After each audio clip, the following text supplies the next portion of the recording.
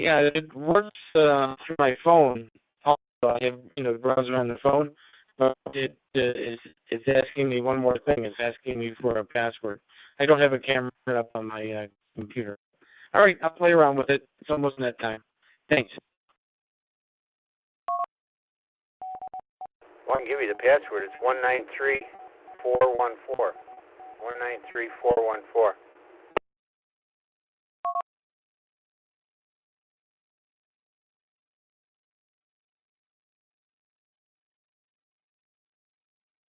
Okie dokie. That's what I needed. I'll have to write that down. Thank you.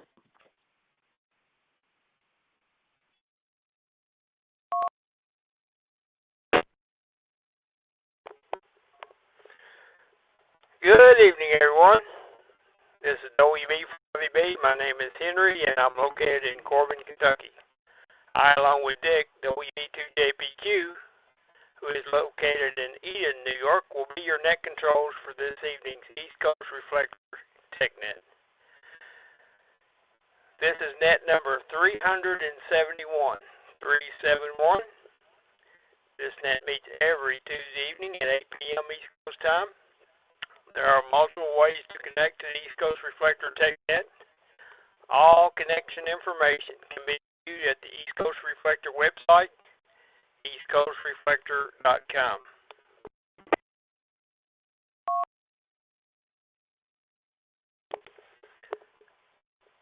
The purpose of this net is to promote amateur radio activity and answer technical questions. This is a team effort. If you have a question, this is a good time to ask it. If not, you may be able to answer a question and help others. All licensed amateurs are welcome and encouraged to check in and participate in this net.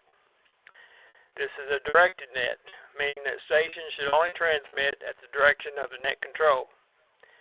If you have a comment about the subject being discussed, please say comment and you will be recognized. As most of you know, we have an order that we take check-ins. We start with our control stations, then our system facilitators. We recognize any silent keys.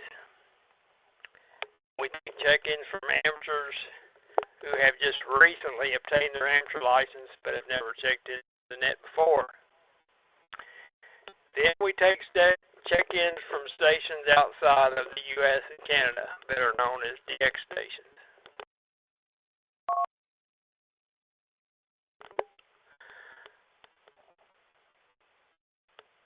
Following the DX stations, we take check-ins from mobile stations only.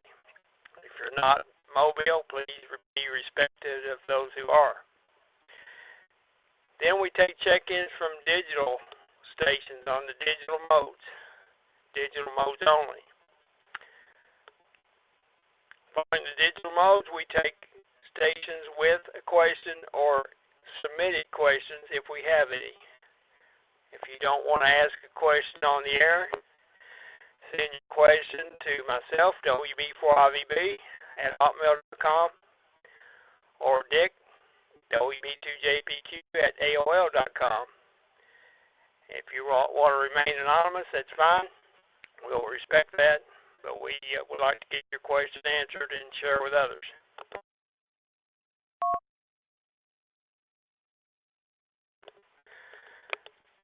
Time permitting, we would now have the swap and shop portion of the net if there are any current items. Then at that point, I will turn the net over to Dick, and he will take general check-ins. When he takes check-ins by the number designator in your call sign. Example, if your call is W3XYZ, then you would check in with the 3s. It does not matter where you are physically located. We use the number designator in your call sign. We work our Canadian friends, VE, VA, into the 10 districts, and we rotate the sequence each week. Call sign order for this week. Start off with number 1, 3, 8, 6, 4, 0, 9, 7, 2, VE, VA, and last tonight, because they were first last week, is number 5.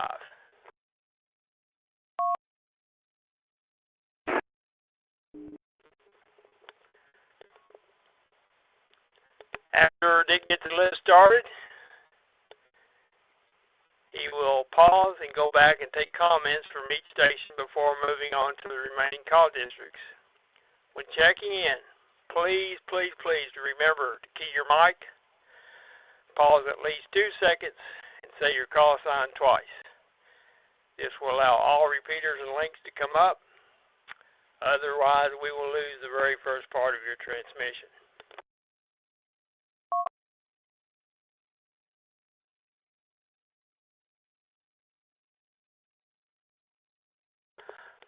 I'd like to mention one thing on the connection information.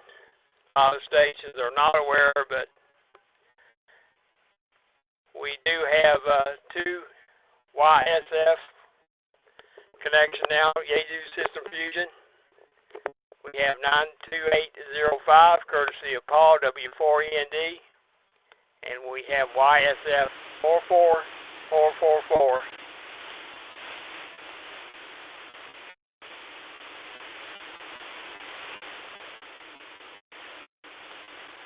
I got them keyed up with WA5AIR node. And I say again, we have YSF connections 92805, courtesy of Paul, W4END, and we also have YSF connection 44444. That's 5 4s in a row. Easy to remember, but hard to say. That's courtesy of Rob, KR1P.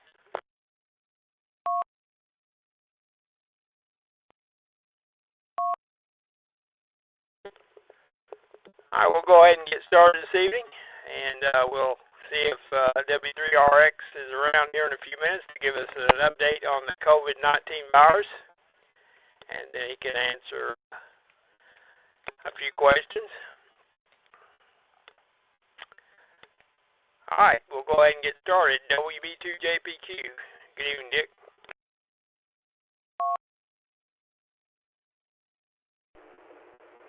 Good evening, Henry. Good evening, everyone. This is Dick, WB2JPQ. For those of you that don't know me, I'm in the western part of New York State, south of Buffalo. Just look, I think we got around 173 on All-Star already tonight, so well over 200 connections for the top of the hour, which is good. If anybody does need the URL for the Zoom video portion, I can give it to you. Let me know. It's on the webpage, eastcoastreflector.com, in a couple of different places. And if you need it throughout the net, we can certainly give it to you. So I guess I don't really have anything. I'll remind everybody about the donate button up on the upper left-hand corner of the website. The big system. We got a lot going, and there are expenses. So back to you, Henry. See you in an hour or so after Dr. Steve. This is WB2JPQ. Going on, this is WN6LNZ.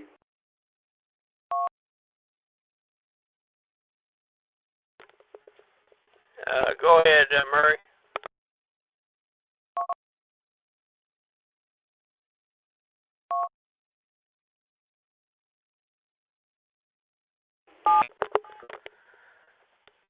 Well, I guess Murray decided he didn't want to talk.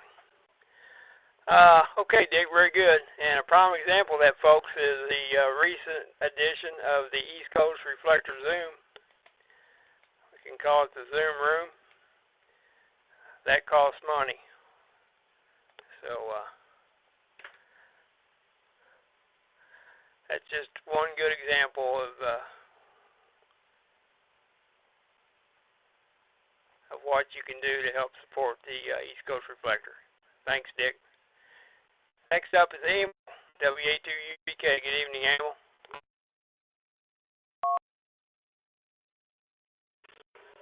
Hey, good evening, Henry. This is WA2UPK. My name is Emil, located in Englewood, Florida. It's currently about 84 degrees and overcast. Expecting some rain, probably. Glad to see everybody on the net hearing on the Zoom screen, so the more the merrier on there. I can handle quite a few, so get your cameras ready and show us your picture. Anyway, I want to remind anybody that needs Echolink access. If you're not a -L or a -R, you can send me your call letters. My email address, which is my call, wa2upk@aol.com, and we'll add you to the link access so you can join the net or any time during the week there and get on and have some chat with anybody that's on the system. Again, my call, wa2upk@aol.com, and we'll get you registered. Get back to you, Henry, and good evening, everybody. WB4IVB, wa2upk.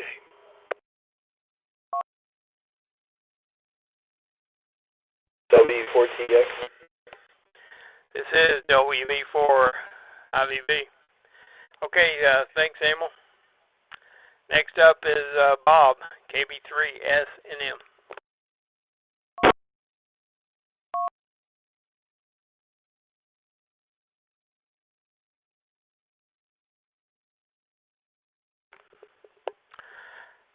Nothing heard. How about Tony, W2KJV?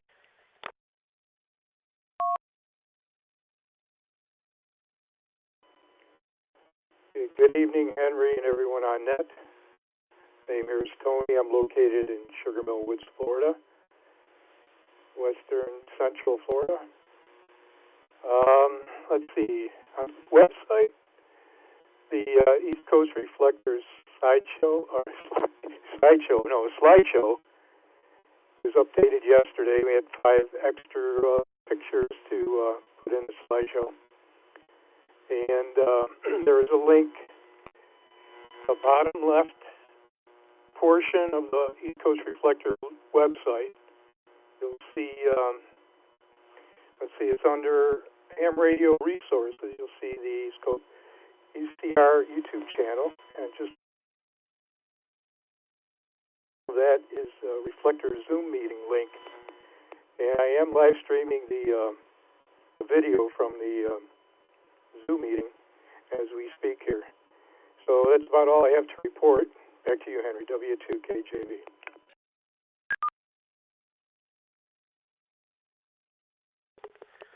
Okay, very good, Tony. Thanks for all your work on the website. Folks, if you haven't checked out the East Coast Reflector website, you need to do so. Lots of changes, lots of new things have been added, just like Tony mentioned. Have a couple of links there to YouTube and the Zoom room. All right, thanks again, Tony. How about Kevin, VE3BZ?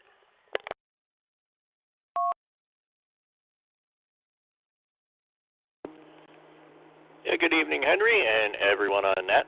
Kevin here in Victoria Harbour, Ontario, where it was another warm day. About 80-something degrees. I don't know exactly what the temperature was, but anyway, good to see everybody in the Zoom room. I'm in there myself. I'm sure you can see me, but anyway, I will let you carry on with the net there, Henry. Thanks for being there, VE3BZ.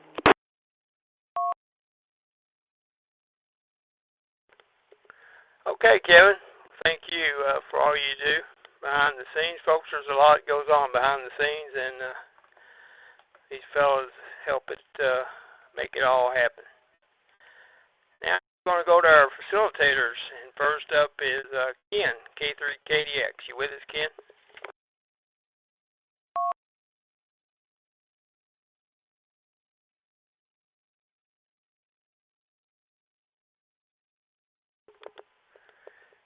Nothing heard about Paul, W4END.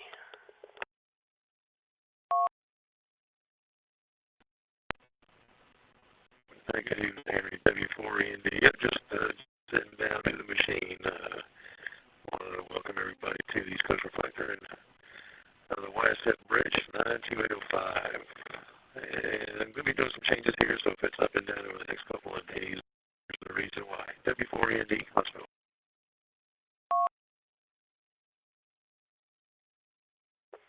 Okay, Paul, very good.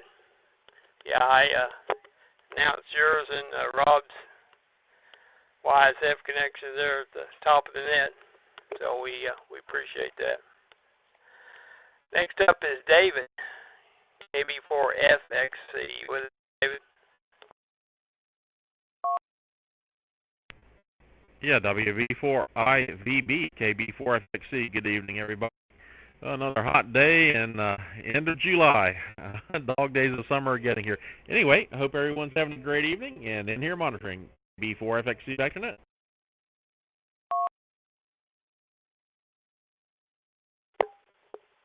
Okay, David, very good. Appreciate you being there. We appreciate all your time and effort going in on this system. Truly appreciate it. Next up is Kevin, KE7K. Good evening, Kevin.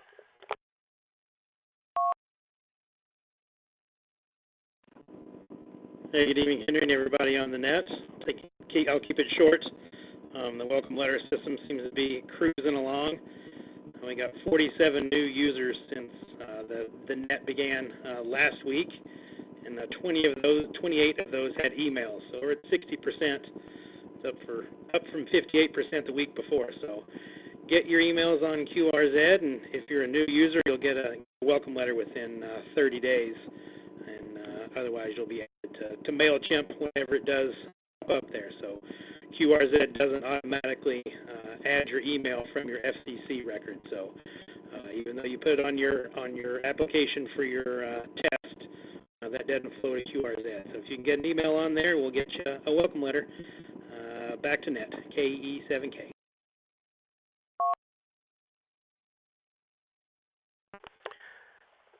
Yeah, good point, Kevin. Folks, what he's talking about is to when he hears a call sign, he goes to QRZ.com, and if your email address is not there, he can't send you the welcome letter. So especially you new amateurs, old and whatever, but especially you new guys, like Kevin said, it's not an automatic thing. You must do that manually. And if you choose not to put your email on the QRZ page, please send it to Dick, WB2JPQ@AOL.com. Send him an email, and he can get you the information. Thanks again, Kevin.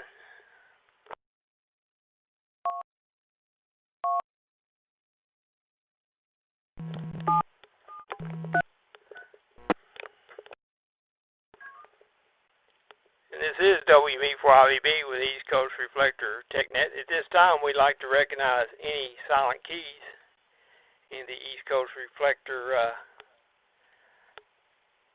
group. For any new amateurs, a silent key is an amateur that has passed away. So we'd like to take this time for a moment of silence if anybody has any silent keys in the East Coast Reflector family.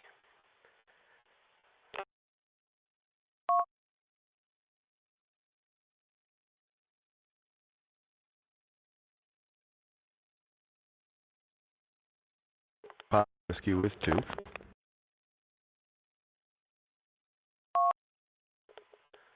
Yeah, W2PW. I was just getting ready to write down none, press, which would have been a good thing, but go ahead.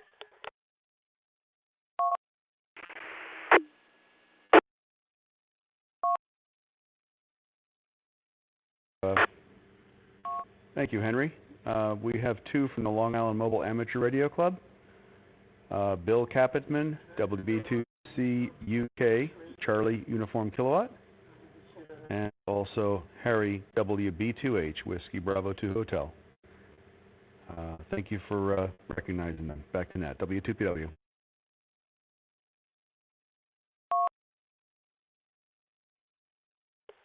Okay, Press. Sorry to hear of Bill and Harry's passing. All right, now we'll take a moment of silence for Bill, WB2CUK, and Harry, WB2H.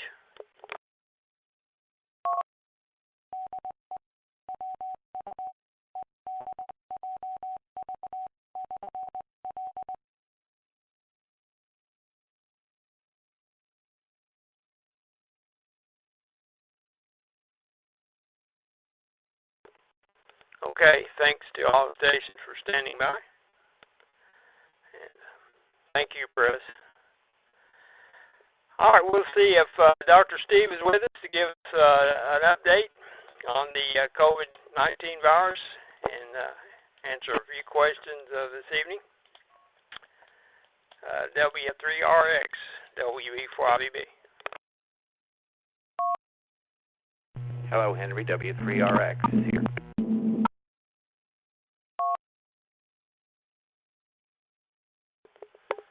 Okay, very good, Steve.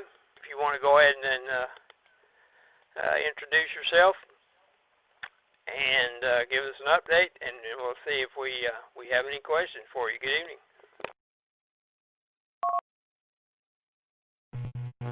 Good evening. Name here is Steve, and mine is Whiskey 3 Romeo X-ray. I'm a pulmonary and critical care physician in the Tampa Bay area. And we've been doing this for quite some time, and I think maybe everybody on this reflector is pretty educated about COVID-19 by now. There's not much that's happened over the last week, but I do try to cover stuff that usually doesn't end up in the mainstream media, but in the medical literature. And there's only about 3 little things that I saw that's coming about over the last week.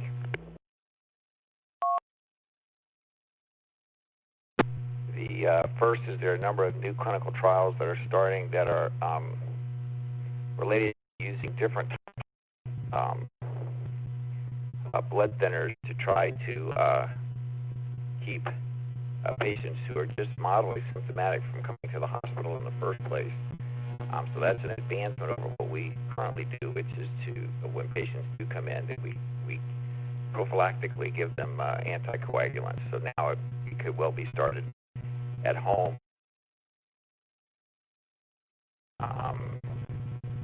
Has virtually no symptoms, so we would be able to keep them from getting into pulmonary or other complications. The second is that several of the blood thinners that have been used from the outset were studied in the lab. I'm going to let it drop. Particularly heparin, which many of you are familiar with, is an old-time anticoagulant. It has a lot of interesting properties. It turns out that heparin acts as a decoy for the SARS-CoV-2 virus, which attaches itself to the heparin molecule instead of the cell. It's a very unexpected finding from the lab, and it may explain why heparin might be the superior choice, although it's a little riskier for bleeding. It would both anticoagulate you and act as a decoy. That's going to have to be fleshed out a little bit more.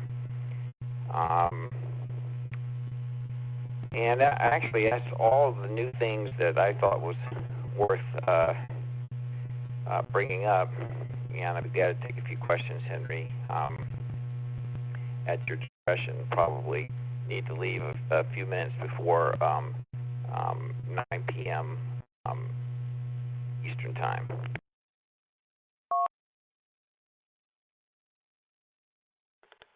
Yeah, okay, Steve, good. Well, good on the update on the blood thinners. Very familiar with the heparin. My mother was on that for several years. Okay, we'll see if we have any questions. So any station with a question for Dr. Steve, please give me your call signs twice, please. Alpha Charlie 6, Charlie Golf. Alpha Charlie 6, Charlie Golf.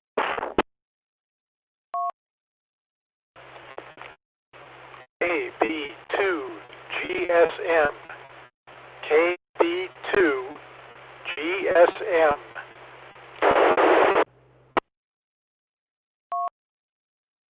B3 AWQ Kilo Bravo 3 Alpha Whiskey Quebec.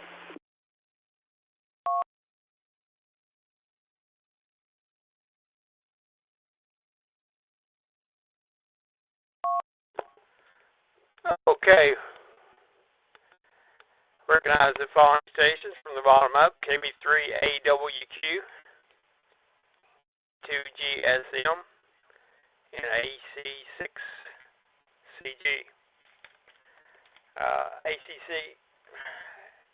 AC6GC, good evening to you.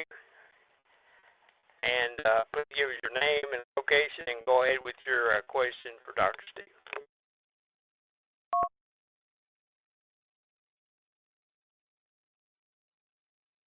Thank you. This is station AC6CG. Name is Dave in Fremont. And Doctor, I have one quick question. I hear a lot of reports where they say that the COVID-19 virus does not affect children. Then there was a report recently that said it doesn't affect school-age children, but it affects children from 10 years and older. And with the request by the President and numerous politicians that they want to reopen the schools, is there any real medical knowledge of at what point COVID-19 becomes dangerous to children? Thank you. AC6CG.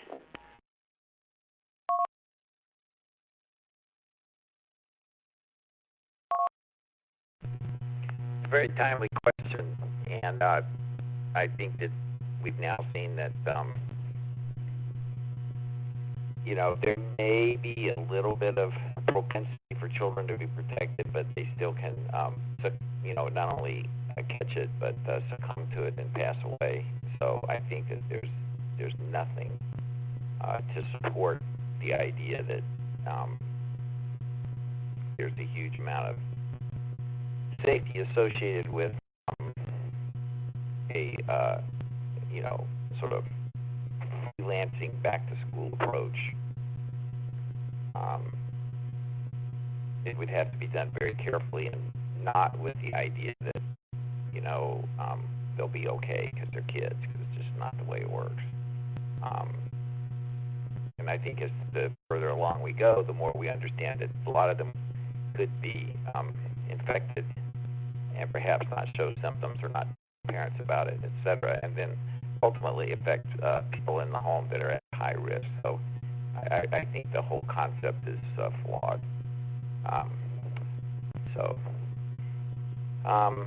Back to you, Henry, WB4IVBW3RX.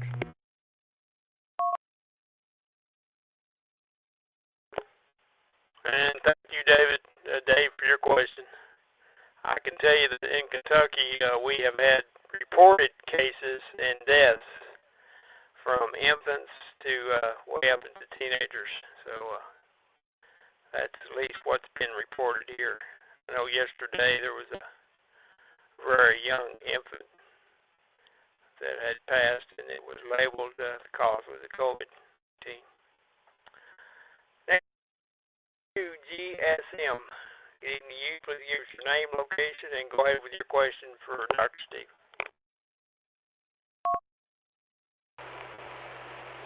This is KB2GSM. The name is George in Central Islip, New York, on Long Island. Question. A while back, there were reports that antibody tests for COVID-19 antibodies were not particularly reliable. And then I haven't seen or heard anything since. Are those tests now available? Do they work? And what are they telling us, if anything? KB2GSM.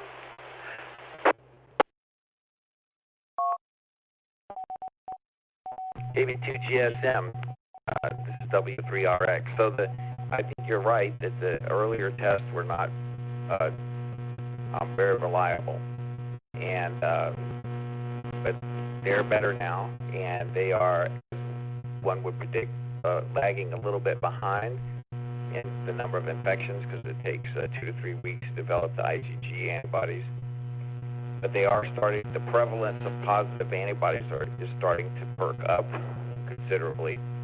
Not as many people are getting tested for antibodies as they are to just know if they have the infection. So it's sort of not exactly apples to apples when you start comparing the different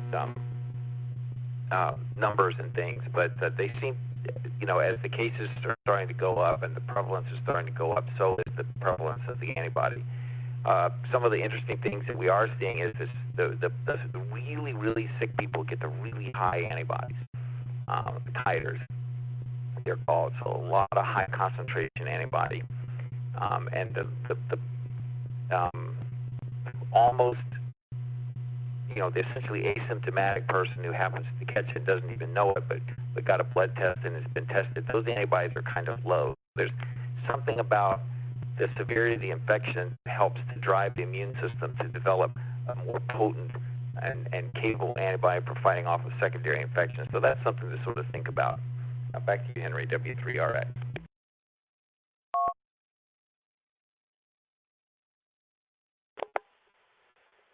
And this is WB4IVB with East Coast Reflector Signet.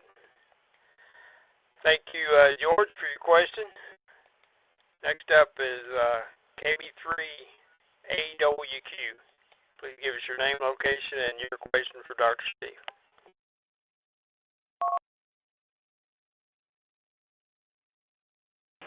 Okay, actually, no, just checking in this first time here, and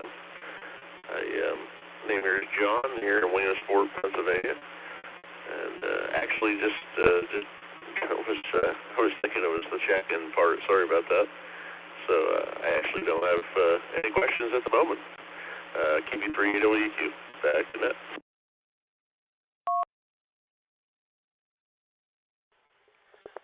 Okay, John, no problem. I don't know if you missed the top of the net, but we take check-ins by the number designator in your call sign. We use 10 call sign districts, and we work our Canadian friends in, so we have 11 different designators that we call. Tonight, the threes are second up, so the 1 and then 3. And that's rotated every week. All right, the other stations with a question for Dr. Steve. Question for Dr. Steve only. Please give me your call sign twice, please. KN4 GJV, KN4 GJV.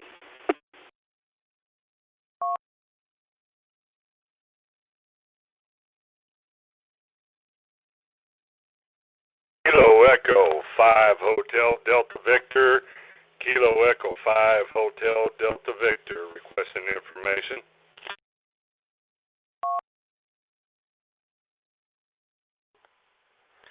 Okay, we're taking questions for Dr. Steve, GJV, and K5HDV.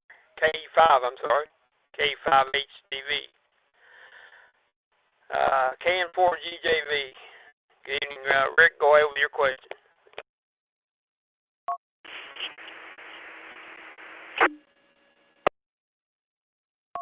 I've heard on the Major League Baseball is using some type of saliva test now to look for the infection. Have you heard anything about that? And is that a good test, sir? Back to you. It's about the saliva test that you hear about the Major League Baseball using now. Back to net control.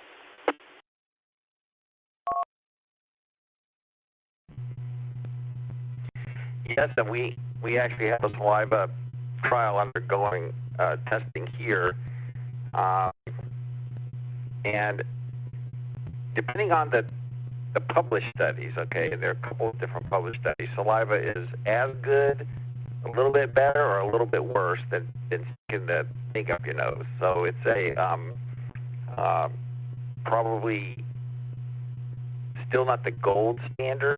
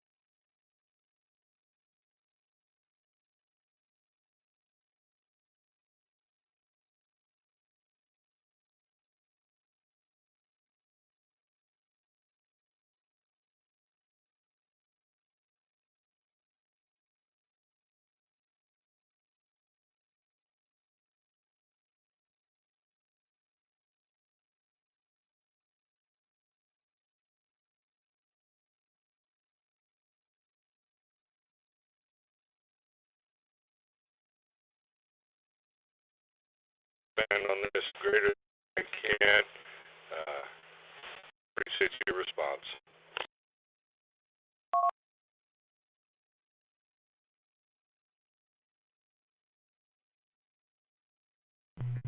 Thank you. Thank you for the question. That's pretty timely. I think last week I reported a big study from Henry Ford Hospital that showed a significant improvement in survival in patients who were given a modified dosage of hydroxychloroquine that had not been used in the previous studies.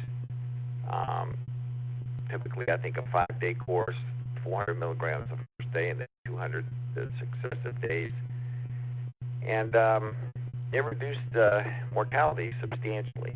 And I think that the story's really not out yet. And I know that there are a lot of people who don't want it to work because, you know, it was a early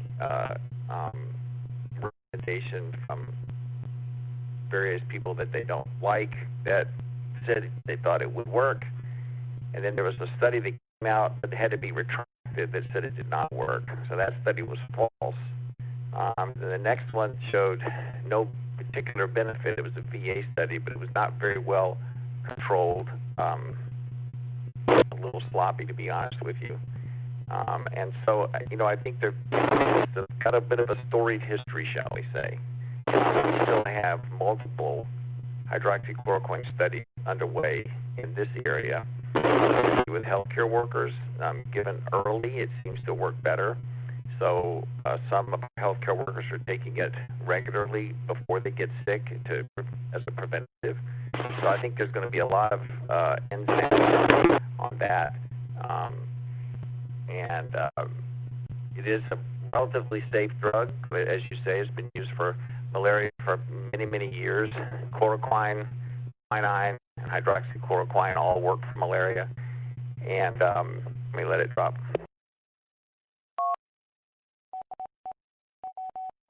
I know that Dr. Fauci repeated today that he felt that the collective medical literature to date suggested that it did not work. But I mean, you have to define what you mean by did not work. You know, studies to prevent in healthcare workers, I have not seen that study come out. Very, very early treatment studies, the one that did come out looked like it did work. So it's really not comparing things properly across the board. So, no, it's got to be worked out, and I'm sure it will be because we, you know, theoretically, and I think the numbers are probably not quite right, but there's about 4 million people that have tested positive. Some people think it might be 40 million, but still that's not 400 million, which is what the total U.S. population is approximately. So, you know, an inexpensive preventative or treatment would be something that we might want to shoot for. I'm not saying that some of these other drugs aren't great, and they certainly are when you get really sick. And the question is, do we have something, armamentarium somewhere that would be useful, inexpensive, and readily available? Back to Henry WB4 IVB W3.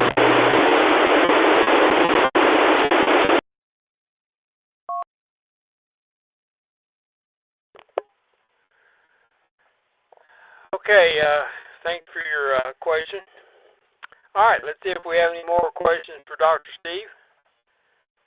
That was the bottom of that list. Please give me your call signs twice, please. Kilo Alpha 4, Romeo Mike, KA4, RRM.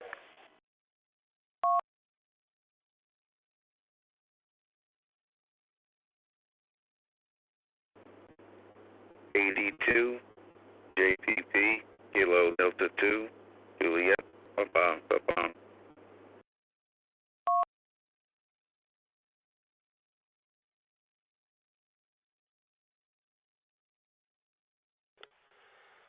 Okay, recognize KA4RRM and KD2JPP. Bob, check your email. I sent you a question about the SwapNet actually a couple weeks ago. I want to know how you deal with that.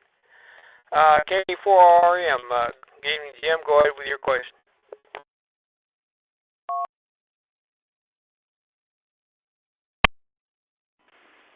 Well, good evening, Henry. Thank you for the recognition. And Dr. Steve, there are so many so many vaccines in the last part of it, the 28-day, whatever. When they finish with that 28 days, and it proves to be safe, how long does it take for the FDA to approve it? That's my question. Thank you.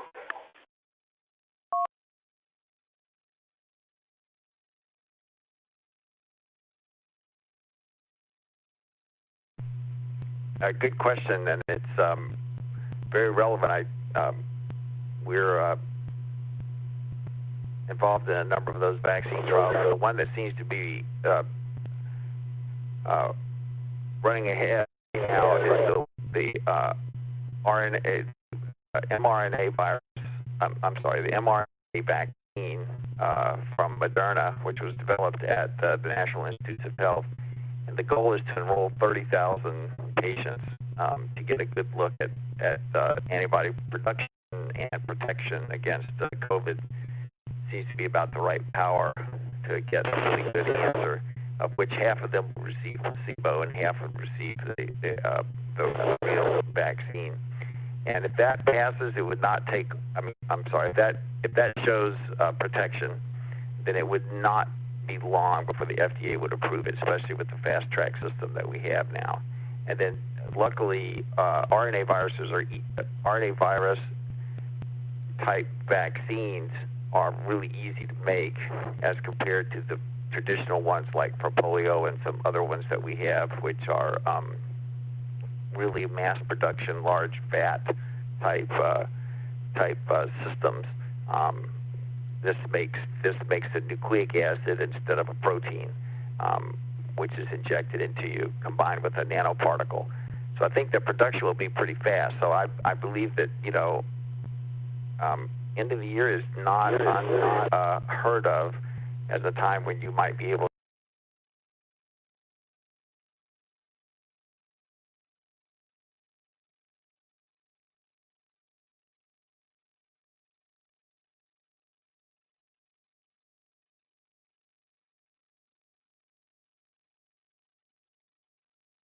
RNA vaccine that's starting the first big trial. Those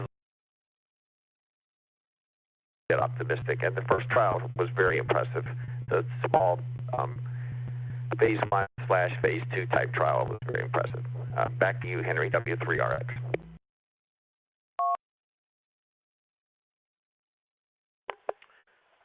And thank you, Jim, for your question. Next up is Bob, KD2JPP. Good evening, Bob. Go ahead with your question for Dr. Steve.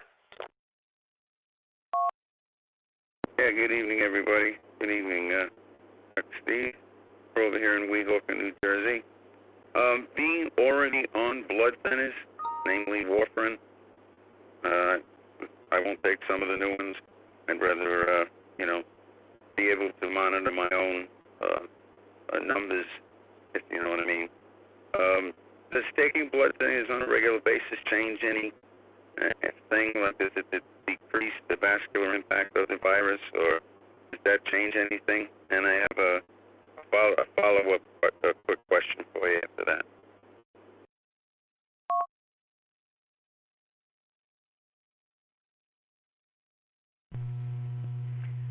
Well, Bob, I think that I think that common sense would say that it would be protective.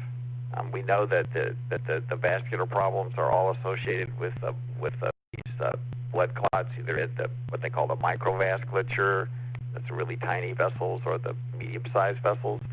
And warfarin's a tremendous, also known as Coumadin, is a tremendous anticoagulant. And you're right, it's you do have to follow your INR, but a lot of people still use it, and so I would think it would be protective. I don't think that we have had enough experience with people who are taking or for other reasons, and then are exposed and then to the virus, and then you follow their consequences throughout the next couple of months. I don't think we have enough data to be able to pull all that together yet, but I think common sense would say that it would be somewhat protective. And your follow-up question? No, that's actually good news. At the very beginning of this pandemic, there was a lot of info as to how long this virus remains on surfaces.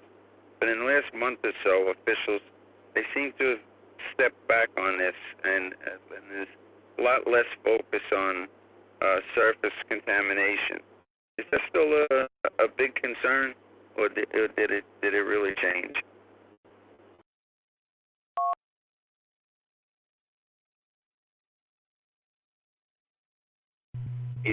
The data that I've seen on the surface is that it is pretty resilient. What we did not know was how well it could be transmitted by aerosol. We knew, that the respiratory droplets were going to be important. Those are the larger things that you might, see or even feel when someone coughs near you.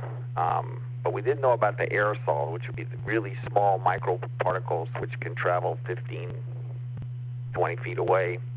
So I guess the way I interpret what you have also observed is that it's just the importance of the airborne transmission has risen a good bit. But I'm not sure that the concern about the surfaces has really dropped any. So it just seems sort of an increase in concern about that. I still think that proper decontamination of surfaces is probably in order until we learn more. And certainly, for sure, so many other RNA viruses are just transmitted by our hands touching surfaces like school desks and stuff, and then rubbing your eyes. So it's sort of, until proven otherwise, we probably have to maintain that level of vigilance. Back to you, Henry, W3RX.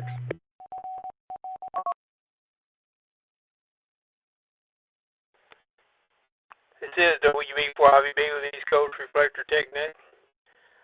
Thank you, Bob. Okay, we'll take a couple more questions for Dr. Steve. Please give me your call signs twice, please.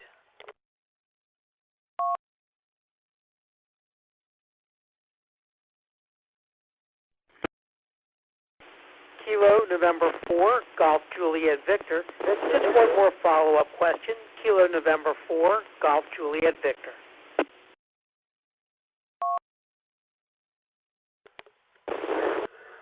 Okay, got you, Rick. Note number 47243, KR8T 443, 800 Grand Rapids, Michigan. Please check your node. You have someone that's been keying up constantly. We'll be taking you off here shortly if it doesn't clear up. Go ahead, Rick. Dr. Steve, I know that you're in Tampa, and over the last few weeks, I know Florida is implementing mask orders everywhere to make sure to try to slow the virus. Are you seeing any positive effects from that? Can you sense that is working, or it's just too early to tell? Thank you very much, Dr. Steve.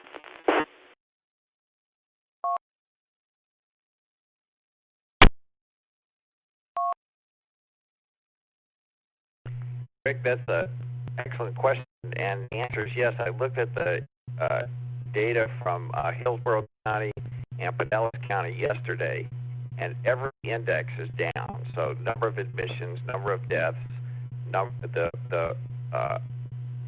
the rate of positive tests, that is the positive test divided by the total number of tests that are drawn on a given day, has dropped.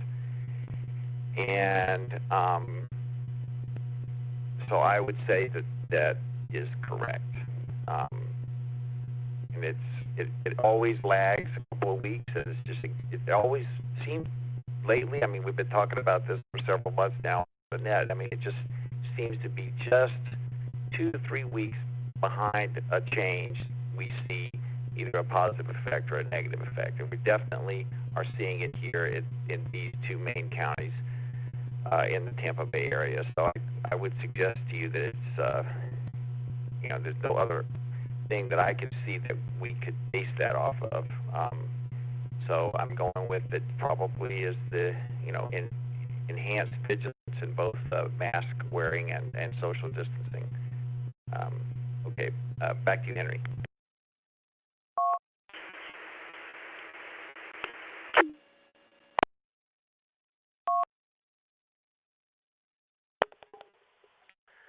And this is WB4IBB with the East Coast Reflector TechNet. So we have any additional questions for Dr. Steve, please give me your call signs twice, please. Whiskey Delta 8 Alpha Echo Kilo.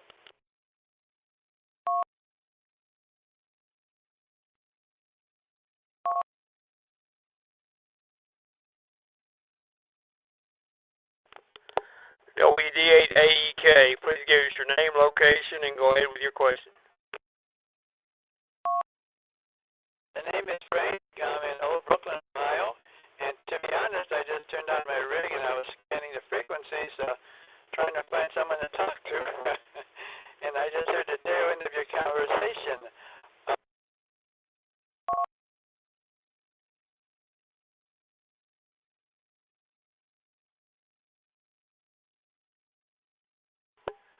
Okay, don't know if he lost the battery or what. He kind of went off abruptly. Any other station with a question for Dr. Steve, please give me your call sign twice, please. Whiskey Delta 8 Alpha Echo Kilo. Whiskey Delta 8 Alpha Echo Kilo. And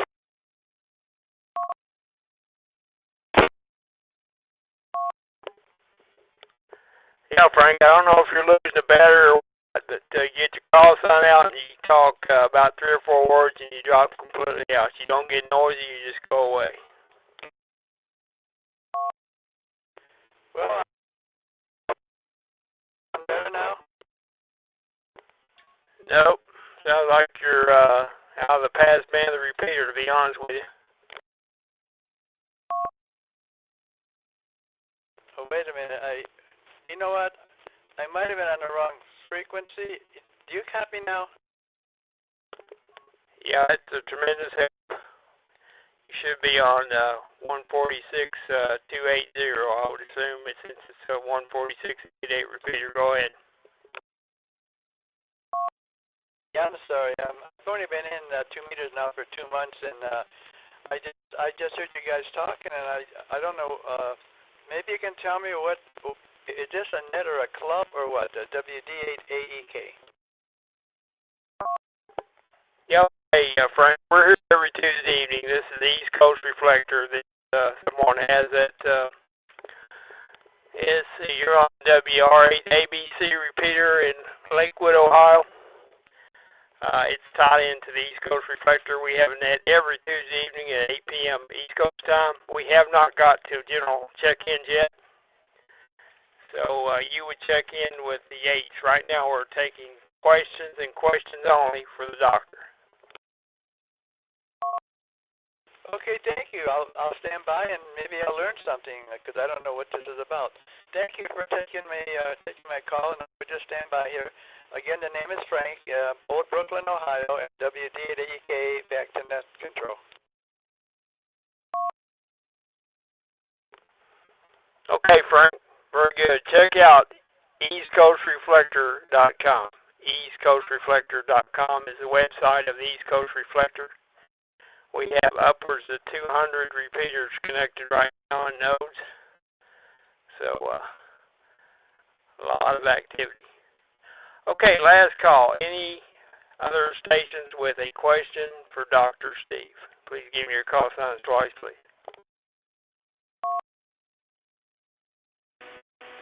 K3, KPX, Kilo 3, Kilo Delta X-ray.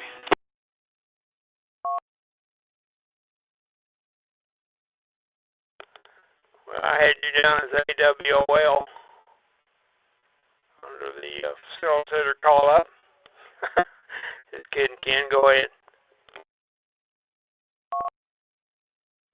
Thanks, Henry. Yes, I'm here tonight. Dr. Steve, I wasn't going to ask a question, but you kind of alluded to something earlier. Kind of got me thinking, so I'll just kind of ask it directly. How has the politicization of this pandemic impacted the medical community's ability to respond, control, and contain and react to the medical condition? Strictly from a medical perspective, rather than from a personal, ideological perspective. K3 KDX.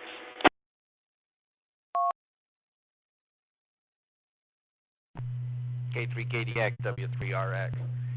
Well, that's a really kind of important question, and I would tell you that in the profession itself, we've been able to overcome squabbles pretty easily because the data is the data, and the profession is pretty data-driven. So, and we're very conscious of the long-standing pivotal role of the NIH and other organizations that really want to do clinical trials properly and not try to freewheel it too much. Now that being said, the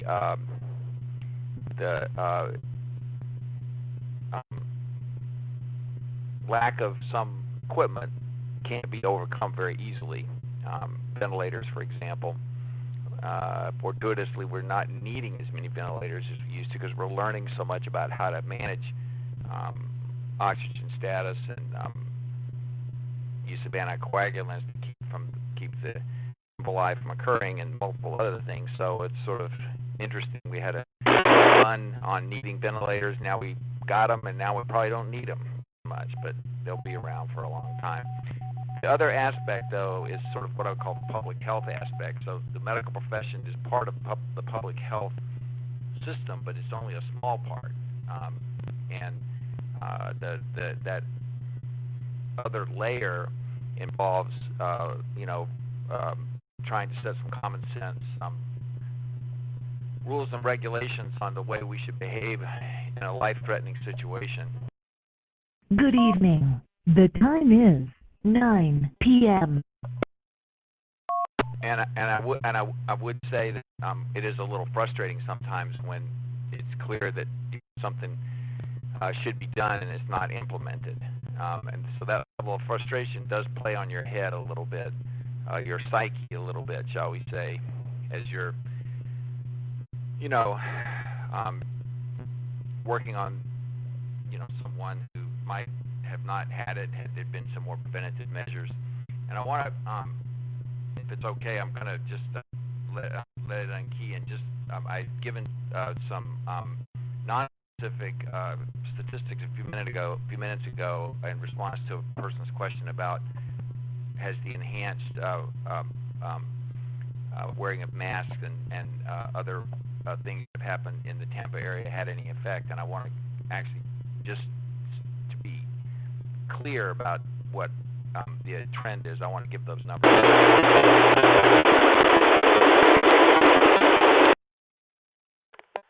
Yeah, sure, Steve. Go ahead.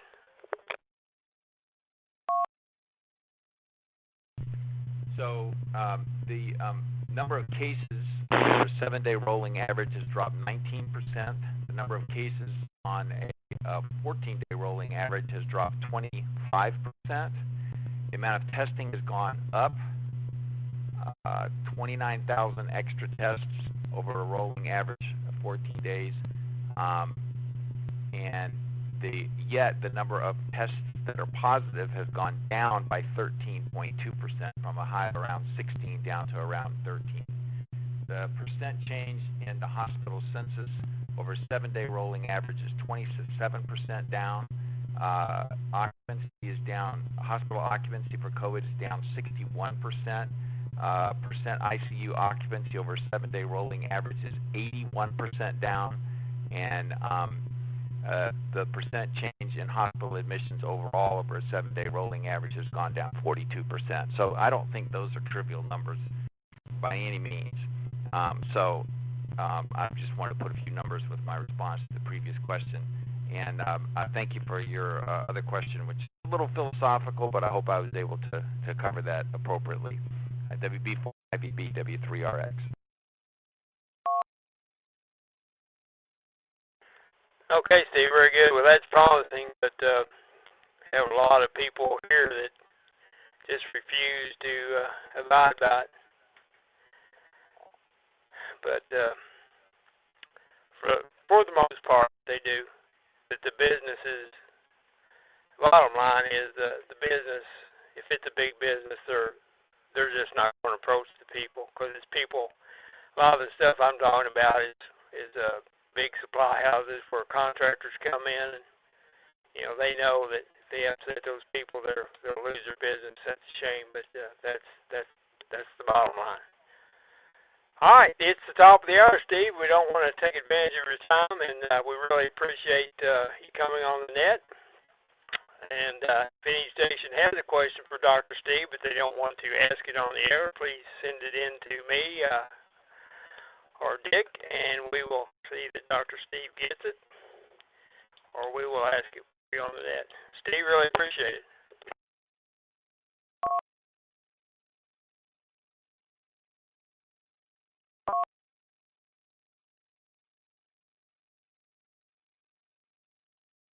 Kilo Echo 5 Hotel Delta Victor, Kilo Echo 5 Hotel Delta Victor, requesting information.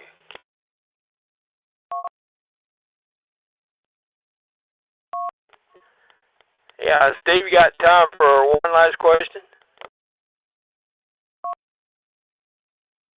Absolutely.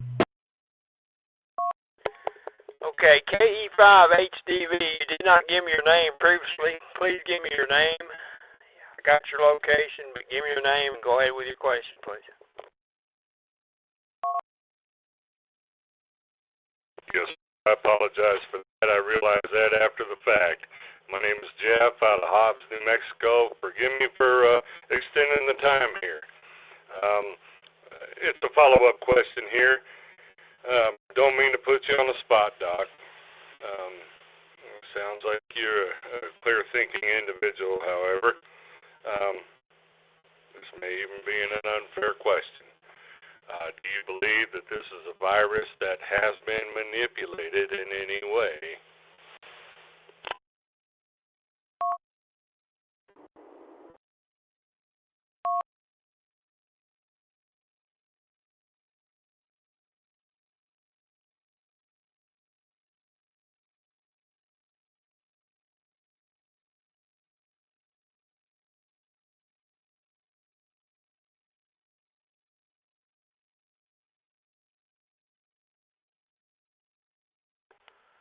Well, Jeff, I don't know if Steve got a problem or what, but Steve, did you hear the Jeff's question?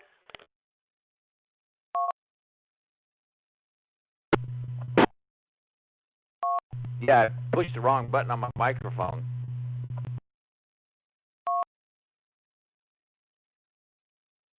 Yeah, okay, go ahead. If you heard his question, go ahead.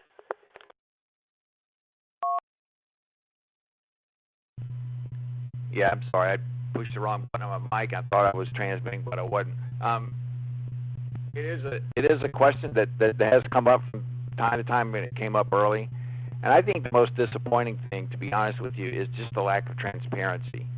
So we've yet to get, some of the stock of the original virus that was supposed to have, happened in the wet market in China, and we've, just not had that level of transparency. So that always raises a suspicion of there being, some nefarious thing going on that someone's trying to hide.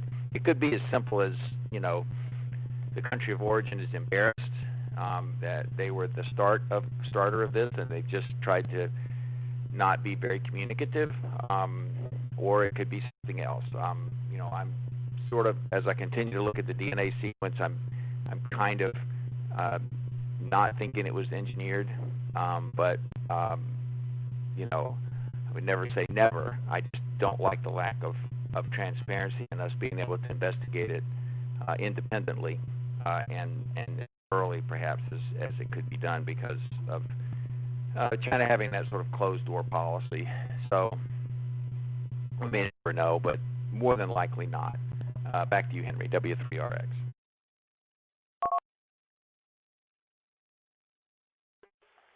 Okay, thank you, Jeff.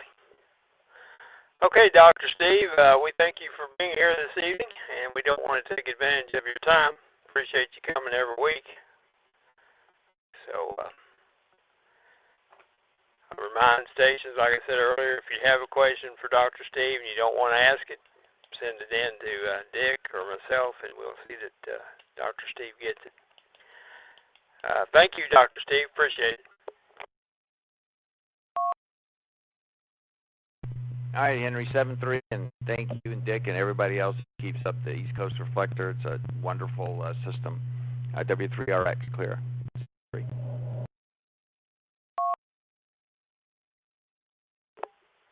Okay, Steve. Thank you. All right, this is WV4IVB with East Coast Reflector TechNet. Well, I'd like to see if we have any new amateurs that have just recently obtained their call sign, but have never checked into the TechNet before. Please give me a call sign twice, please. Whiskey Delta 8, Alpha Echo Kilo, Whiskey Delta 8, Alpha Echo Kilo. 4, Foxtrot, Romeo, Papa.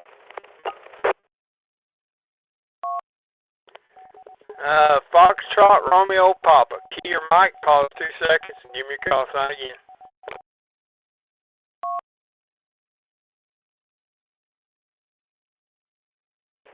Kilo, Oscar, 4, Foxtrot, Romeo, Papa. And Kilo, Oscar, 4, Foxtrot, Romeo, Papa.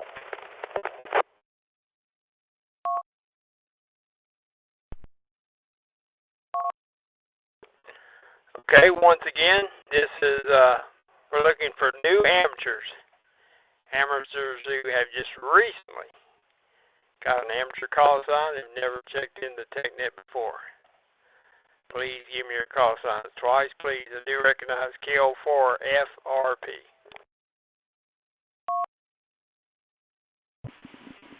Kilo Delta 2, Tango X-Ray Tango. Kilo Delta 2, Tango X-Ray Delta.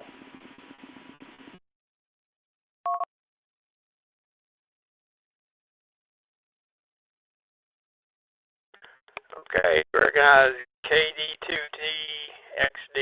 Okay, we'll go at the top of the list. KO4FRP. Good evening to you.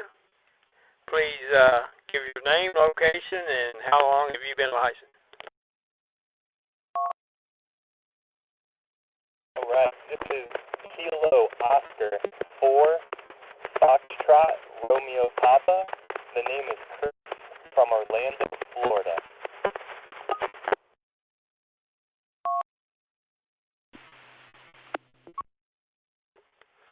Okay, Chris, glad you could join us this evening. We're here every Tuesday evening at 8 p.m. East Coast time, and congratulations on your license. You didn't see how long you'd been licensed, but I can see by the call that it's fairly recent. Next up, KD2TXD. Good evening to you. Please give us your name, location, and how long have you been licensed?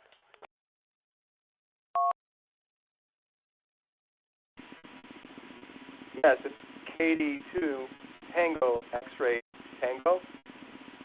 Ed from Niagara Falls, New York. And I have been a licensed ham since May of this year.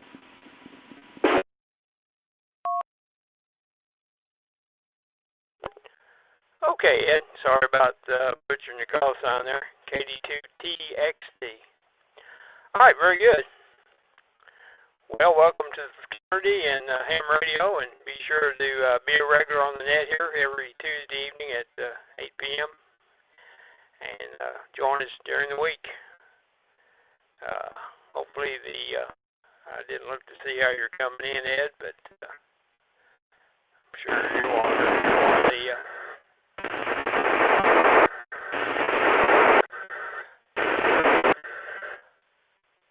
sure you're on one of the core group repeaters.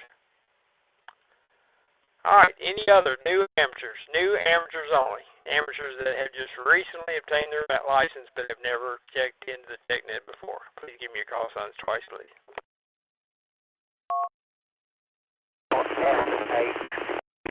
Kilo Oscar 4, Frank Henry George.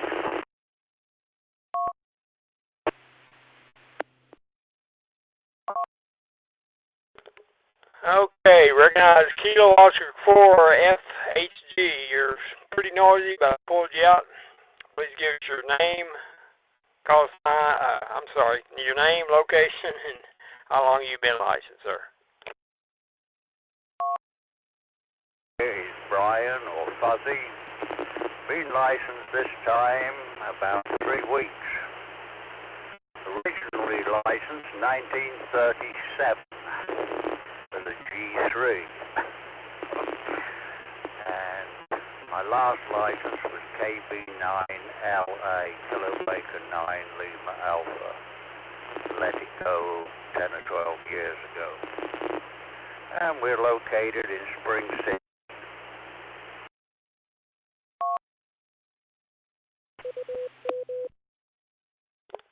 This is WB4IVB with East Coast Reflector TechNet. Okay, Brian, very good.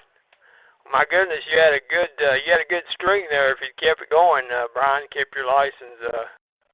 That happens to a lot of people. You'd be surprised if you listen on East Coast Reflector. It's amazing how many guys were licensed many years ago, and life got in the way of amateur radio, and they went back into it. So, welcome back to the hobby, Brian. Glad you went ahead and got relicensed. All right, we'll move on to DX stations. At stations outside of the United States and Canada. Please give me your call signs twice, please.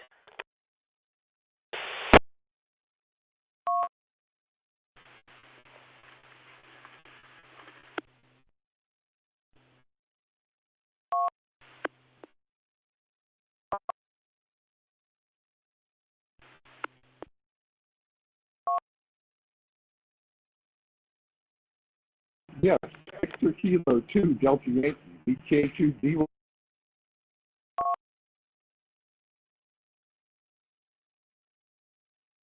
Did you get BK2D?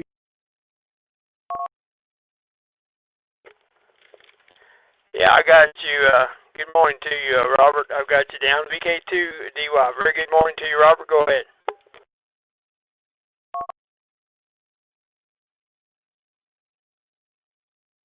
Say good morning. Sorry, I'm using Echolink today. I'm shopping at the moment in Marsden Park at the Costco, so I have to use my phone to get in. It is a beautiful day here in Sydney today. I think we're going to hit 70 Fahrenheit today. We've had rain for the last 4 or 5 days, heavy rain, flooding and everything else, and today is breaking out like spring. So it's a beautiful day in Sydney today.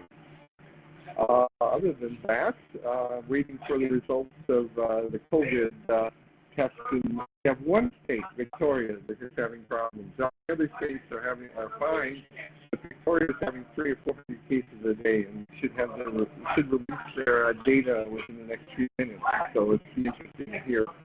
Here in New South Wales, we only have between 10 and 20 a day usually. And so everything's functioning as normal. Schools are open. Everything else is running normally here. But one state. Anyway, thank you so much for taking my check-in. BK2D.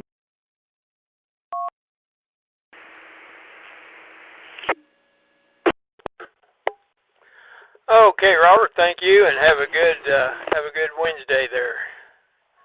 Any other DX stations outside the U.S. and Canada? Call signs twice, please.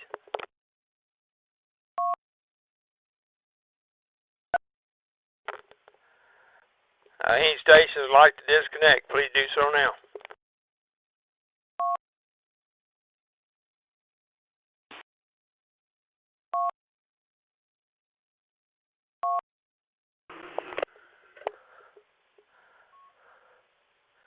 How about mobile stations? Any mobile stations, please give me your call sign twice.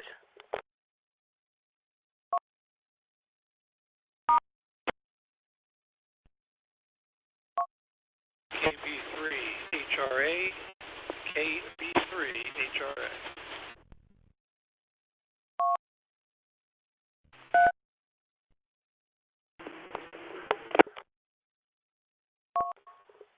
KB3HRA, good evening to you.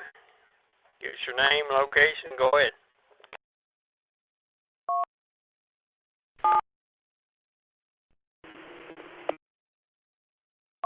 Coming into McSherrystown, Pennsylvania. Was originally licensed back in '92.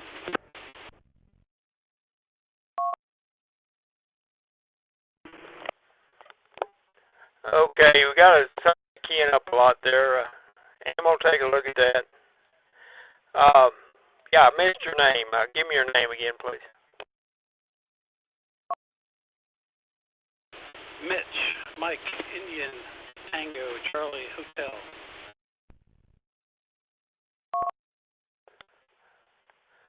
Okay, Mitch, very good. We're here every Tuesday evening. Glad you checked in with us. Look forward to hearing you on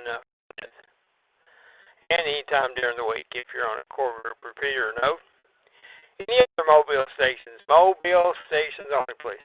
Call signs twice, please.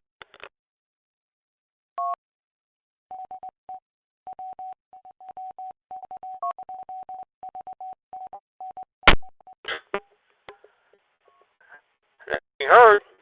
We'll now go to the digital stations. This is stations on digital modes only. Digital modes only. DMR, D-Star, or Yaesu System Fusion. Please give me your call signs twice, please.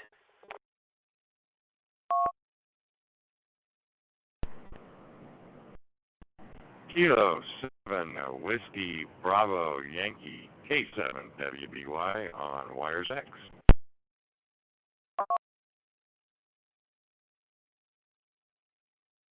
Kilo Echo 2 Sierra Romeo. Kilo Echo 2 Sierra Romeo.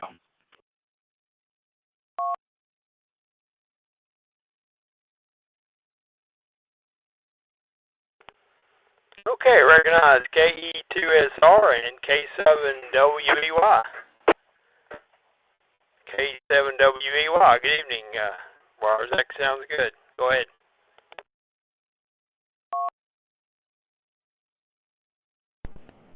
Roger, thank you. Yeah, going into the transcoder, not using the YSF. A little different method than most are used to, but it works very well. Don't really have anything other than that. We had a tornado come through Fernley, Nevada, where I live, and they call them dust devils here, but they're tornadoes. And ripped out a 100-foot tall fir tree, which I spent the last couple of days fixing. Yeah, the only way to fix it is with the chainsaw, so I have my exercise for the week. Other than that, not a lot going on. K7WBY, back to net.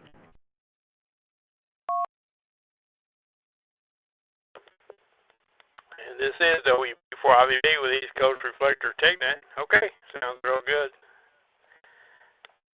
On the Wires X. Well, good luck on the weather is all I can say.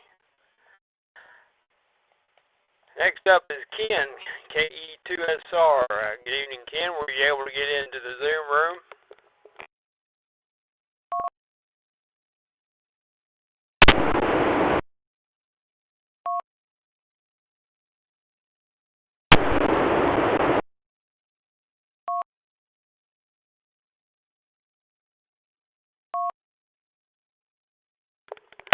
Nothing heard from Mr. Ken.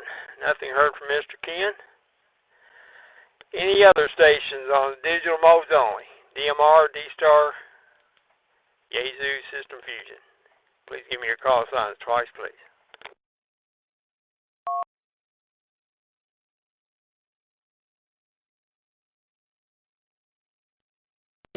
Alpha Bravo X-ray. This is K4 AVX on System Fusion.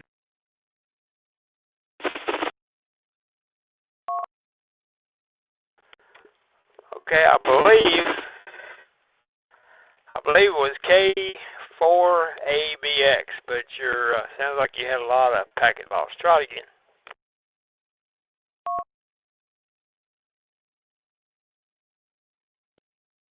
Kilo 4 Alpha Ray.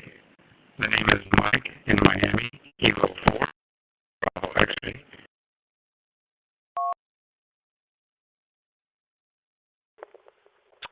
Okay, Mike, I'm getting bits and pieces. I did get your call sign. I believe you said KB4ABX. You might tell me if that's correct, Mike, and good evening.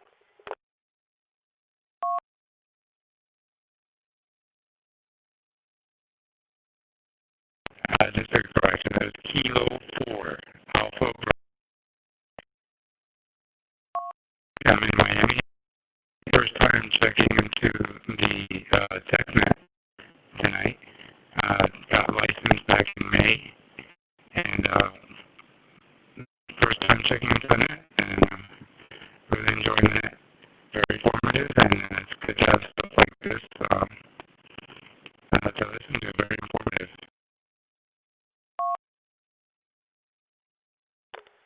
Okay, Mike, sounds like on second thought when I listened to it, it really sounds like your audio is just super overdriven. So, okay, on the first time on the net, glad to have you. We're here every Tuesday evening at 8 p.m. East Coast time. I believe you said you were in Miami. So, very good. Appreciate you checking in, Mike. All right, we'll move on to stations with a question. Stations with a question for the East Coast Reflector TechNet. This is WB4IVB. Please give me your call signs twice, please. KS6P. KS6P.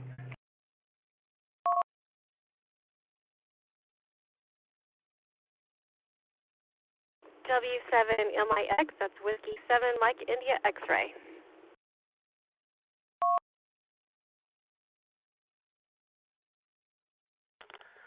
Okay, recognize KF6P and W7MIX. KF6P, good evening to you. Please give us your name, location, and your question.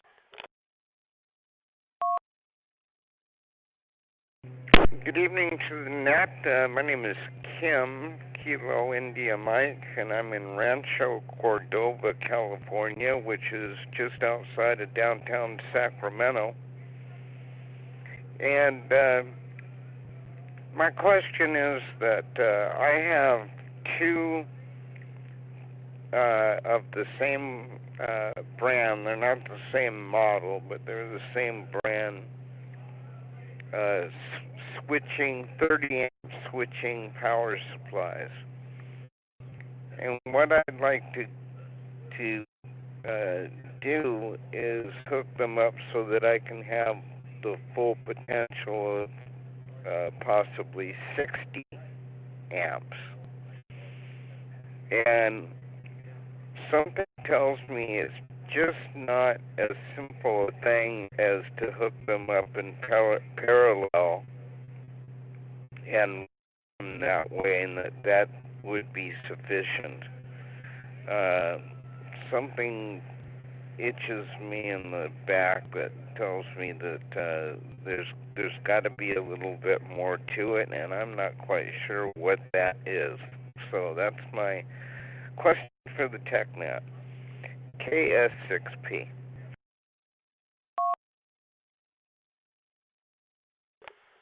Okay, Kim, good question. You said they were switching supplies, is that correct? Yes, that is correct.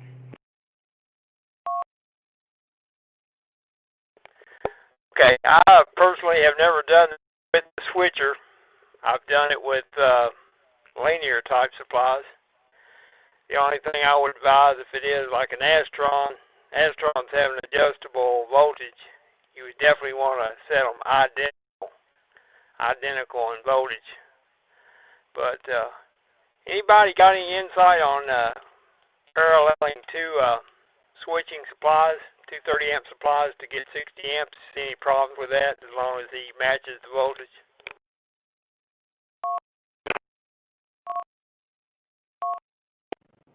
KR1P.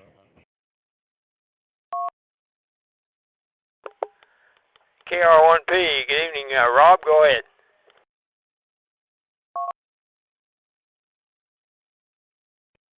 Yeah, okay, good evening to everyone on the net.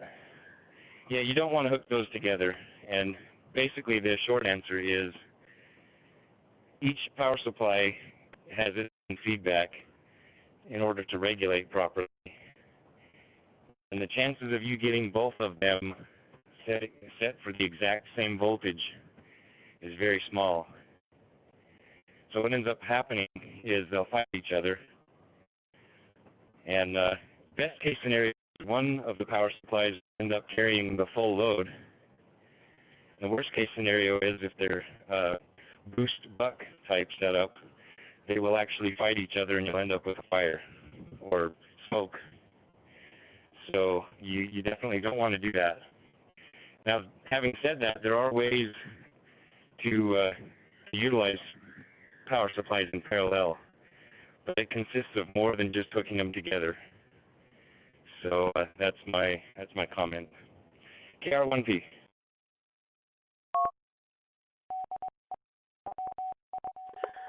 Okay, thank you, Rob.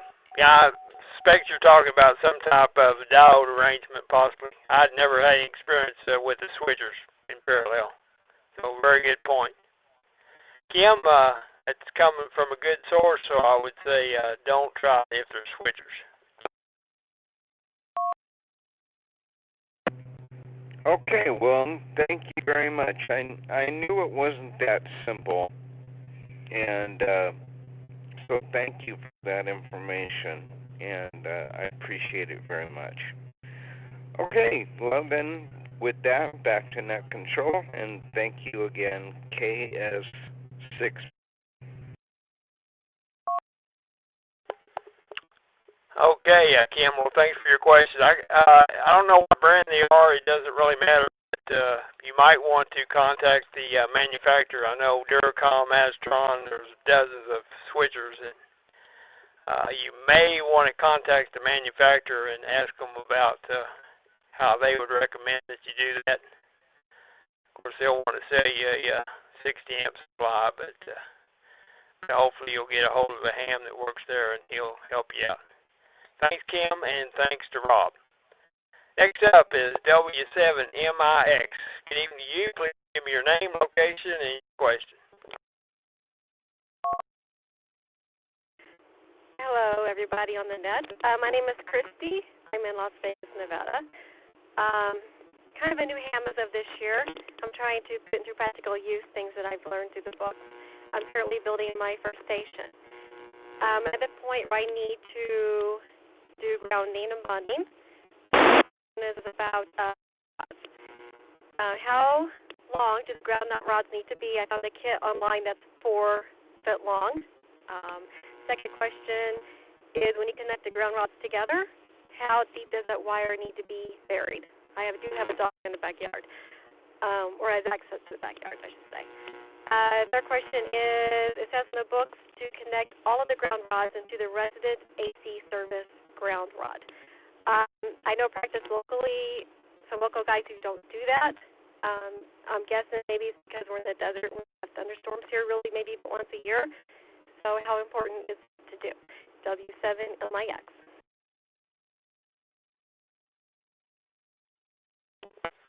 Okay, Christy, good question. I know on the electrical services, the requirement most often is an 8-foot ground rod. And if you have to use 2 of them, if you have to use two ground rods to get down, you can actually do a horizontal, which has to be so deep, and then you can do 2 and have them separated. But who would like to give Christy some information on her questions on grounding?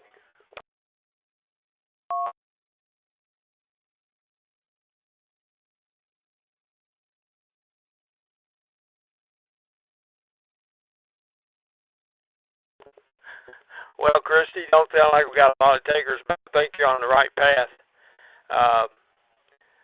The ARRL antenna manual has a good section on grounding, and a lot of grounding does if you're close enough to bond it to your electrical system. And the reason that being, a lot of people do it separate. I do it separate, but if it's convenient, a lot of times, it's because you have usually required by law and inspected a good grounding system. So you may sounds like you're on the right track, but you may want to check for your actual locale with the maybe see what's recommended by the actual electrical code where you're at, and then that would be a good rule of thumb for the radios also.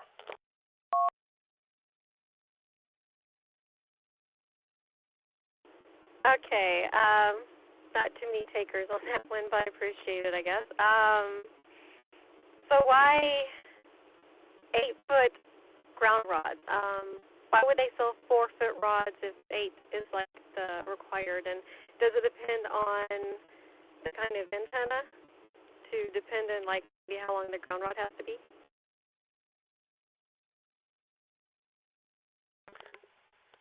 No, you must have misunderstood what I said. I'm talking about the electrical code. The electrical code in a lot of cities and counties is an 8-foot ground rod. But yes, I understand the 4-foot. Yeah, 4-foot would be sufficient for an antenna. I thought you mentioned the different lengths, and maybe perhaps you'd read something on grounding. But 8-foot ground rod is a standard length for regular household electrical ground. So no, it's as far as your grounding, you would want to protect it. Now, if you were on like HF, where you had a vertical that required radials in the ground that went out from the antenna, then they can be, buried below the ground. I think you said you had a dog. So usually you dig down deep enough to miss the lawnmower and keep them out of the dog or cat's way.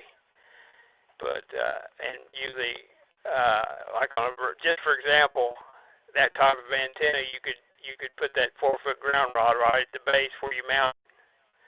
Just giving you an example of like an HF vertical, where you'd like to have horizontal grounding for that also. 3 MDK. 3 MDK. Okay, W3 MVK, I believe it was. Your quick key in, and you're not giving me your call sign twice. Go ahead. Echo 3, Mike Delta Kilo, Dave in Niagara Falls, Ontario. I have a vertical too, and I use a 4-foot rod hammered in the ground, leaving about inches above the ground, and also ground radio, so it works absolutely perfectly. Go ahead.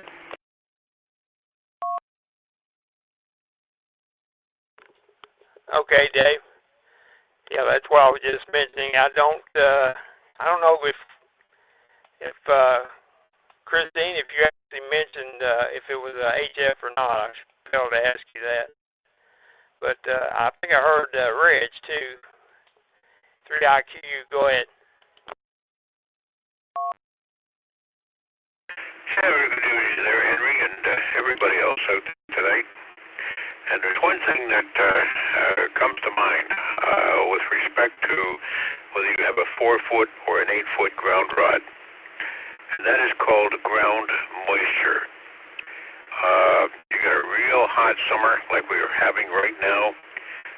The deeper you put that ground, the better. Because when you get down 3-4 feet this year, and a whole lot of years like this,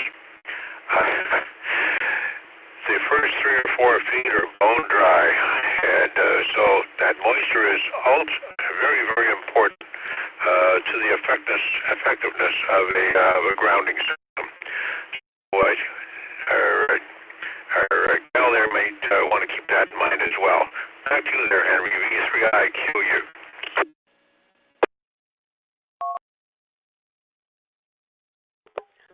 Okay, thank you, Reg. Yeah, and hence back the 8-foot, Christine, that I was talking about. And Reg, I didn't give you the reason, but Reg pointed out the That's why I was saying earlier, you may want to check your local electrical codes just as rule of thumb. If you've got real dry ground, then like Ray said, you may want to consider going with something different than the 4 foot.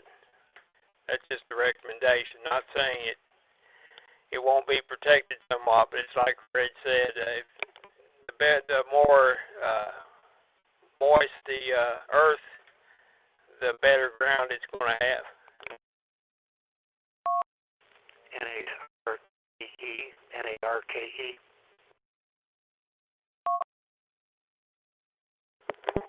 Yeah, N-A-R-K-E. Go ahead, sir. Give us your name, location, and your comment. Oh, good evening. This is NHRKE Larry in North Royalton, which is a suburb of Cleveland, Ohio. I'm a retired electrical inspector, so I've looked at a few grounding rods, grounding systems in my time. And while things that can affect the performance of a ground rod, like moisture, soil type, and so on, the actual goal is to try to get 25 ohms or less, and typically that's done with an 8-foot rod, and I don't think you can get that with a 4-foot rod. It sounds like where she's at is in an area where there's a lot of sandy soil, and I would think that there's not much conductivity, and I think that she should probably just consider the 8-foot, and there's some tools out there that make it a pretty easy thing. It doesn't have to be hitting it with a sledgehammer to get it down there. And then as far as bonding, system ground, you always have to tie together or bond together all of your grounding electrodes, which would be ground rods. And the reason for that is because they all need to have the same potential. So if there's a short, you don't want that short running out to your ground rods that are by your antenna or your tower. You want that to be tied in and shared with the electrical panels so that your overcurrent devices, your breakers and that, will see the ground, the fault.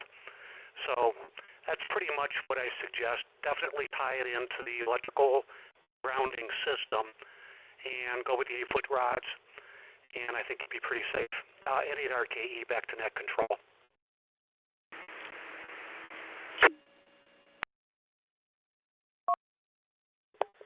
Okay, Larry, very good. Very good information. And yes, when I think of a ground rod, I think of 8-foot, Larry, because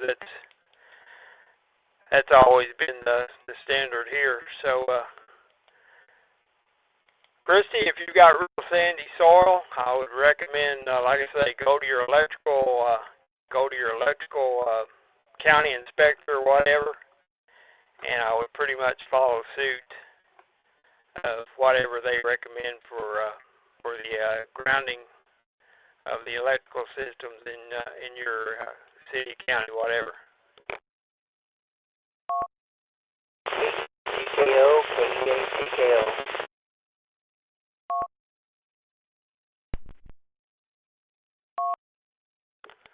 Okay, last station, you're very noisy. Please give me your call sign again twice, please. Kilo, Echo, 8, Golf, Kilo, Oscar, Kilo, Echo, 8, Golf.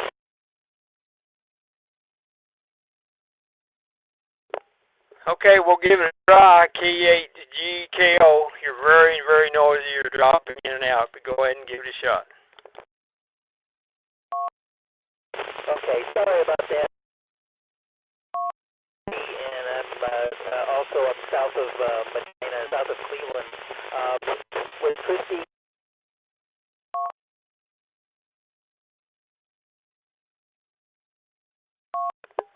Okay, you didn't make it KE8GKO. You were there and then you're gone, so just not there. Any other? Christy, was that any help to you? Yes, sir. It definitely, as you guys are talking into the 8-foot-long ground rods. I guess one more question, does it matter how far apart the ground rods are? So say if I am for the antenna that's maybe, I don't know, say 15 foot from the ground rod that's going to be for the ham station, is that an okay amount? And how deep does the wire have to be to connect the two ground rods together? W7MIX. Back to net control. N8RKE, N8RKE. Yeah, go ahead. Go ahead, Larry. Alrighty, the minimum spacing for ground rods is 10 feet apart, and so you might go out like a little spider web or something from your tower to get that spacing. As far as the conductor size, you could use probably a number 6 bare copper should be okay. I'd probably go with a number 4, which is the next size larger, and vary it a little bit. Doesn't have to be much. And then tie everything, all the ground rods together. When you put ground rods in, never leave any of the ground rod exposed above grade. And the reason for that is because when you go through with your lawnmower, you're going to get quite a surprise. It also becomes a tripping hazard, and it also is just subject to physical damage where you have the connection made with the conductor to the rod. That's about it. N8RKE, back to net control.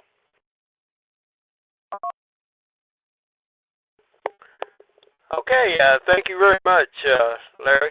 Good information, and yes, that's a standard here is on the spacing on the 2 8-foot if you have to run them that way.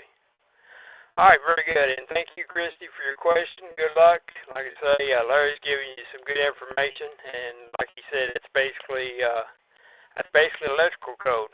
So you can go to your city, county, whatever applies for your inspectors, and they should be able to give you some good advice. All right, any other stations with a question? Call signs twice, please. KI7CZW. KI7CZW.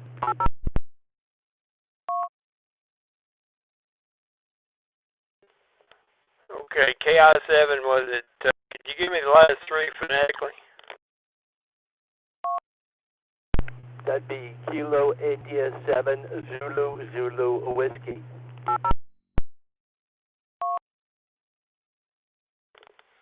Okay, give us your name, location, and go ahead with your question. Okay, my name is from Portland, Oregon, and I've been told I've got a Bowfast car. I've been told, I don't know what's happening now, that there's a tone after I unkey. And I was wondering what causes that. I just go to a repeater, local repeater, and that's all I do. But there's this tone. I'd like to know what that tone is. KI7CZW.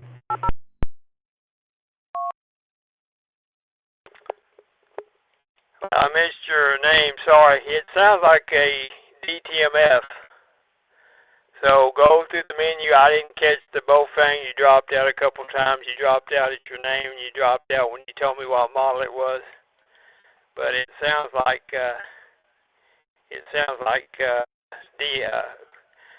A&I think is what I'm trying to think of. It's not a Roger beep. It is an audible DTMF at the end. But just scroll through your menu. You should see something there with DTMF, and it's obviously on.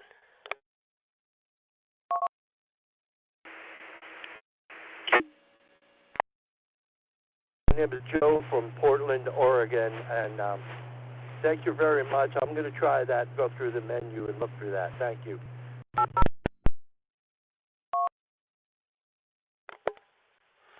Okay. Okay, Joe, very good. Yeah, it's not a Roger beep. A Roger beep would occur as quick as you unkey, and it's very distinguishable. It is not the Roger beep. So look for something with DTMF in the menu. All right. Any other station with a question before we move on? Alpha Foxtrot 7, Zulu Golf, AF7ZG.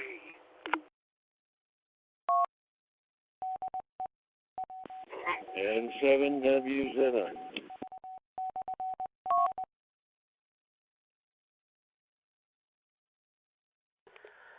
Okay, recognize N7WZI and AF7ZG. AF7ZG, please give your name and location and go ahead with your question, sir.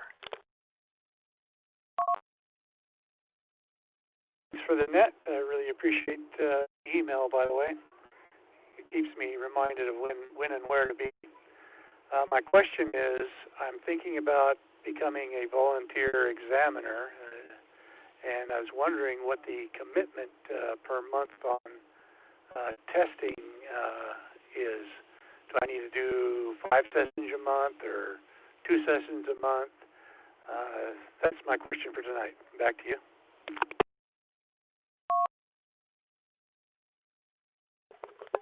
Okay, I'm sorry, I missed your name. Could you give that to me again, please?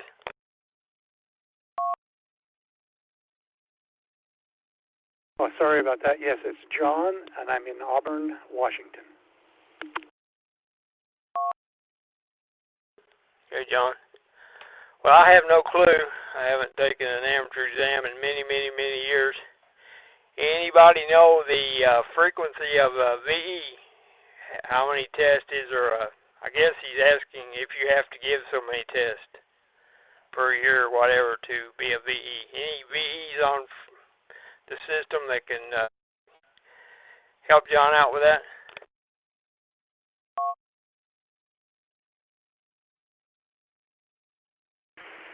Sorry, I missed the question. Again?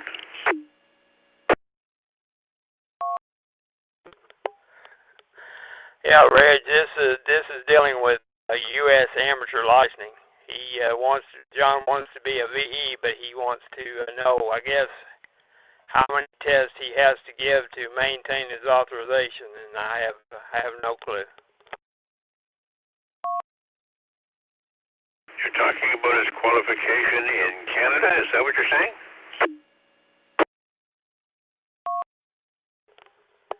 No, he's not in Canada. He's where are you located again, John? I'm in Auburn, Washington.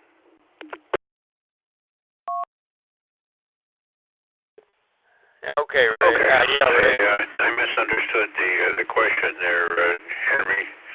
I really thought he was asking about what it would take to obtain or maintain a license here in Canada as well as the United States. When you have a moment, to let me know. You're still in the question period. No problem. I'll toss it back to you there, Henry. Sorry about the interruption. V3IQU.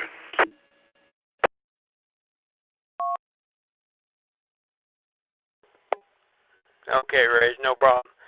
John, we don't have any takers. And I would suggest that you send a question to the W5FYI group, the Volunteer License Examiners, and see if you can get an email on that site. And I'm not aware of any minimum or maximum, whatever, but they would probably be, I don't know which group you're with, but they would probably know even if it's not with that particular system.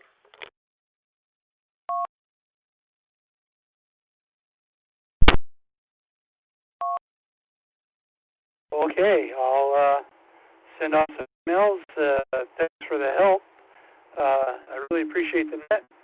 And this is AF7ZG. John will we'll talk to you later. Okay, John, let us know what you find out. I'd be curious to know. Like I say, I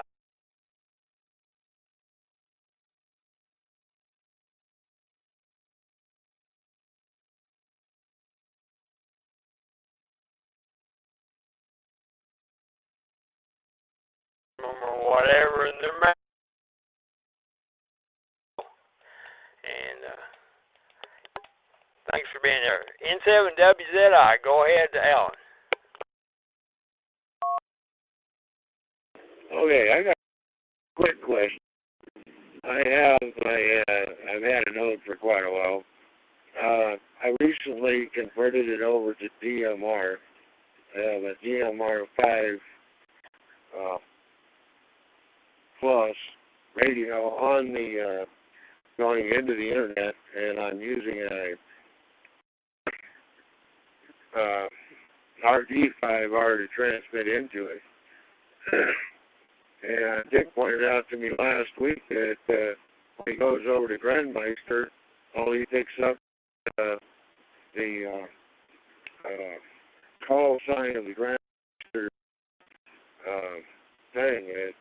I'm sure I'm sending the information out on the node, but I don't understand how it's not picking it up anywhere else.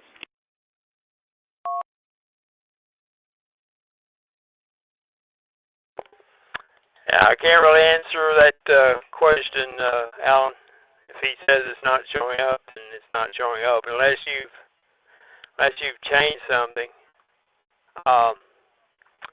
You may want to drop Kelly an email.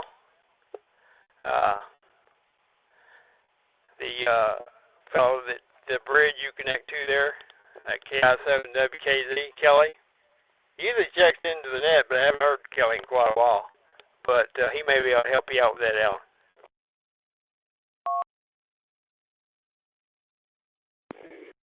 The idea is it's a private node, what I'm got here. I just analog node to go analog radios of it, but digital radios on it. And Nick was saying that the only thing he was picking up was Kelly's bridge. But I don't see it being a problem. No, no fouls. So I'm going to continue using it. But it's kind of a weird question why.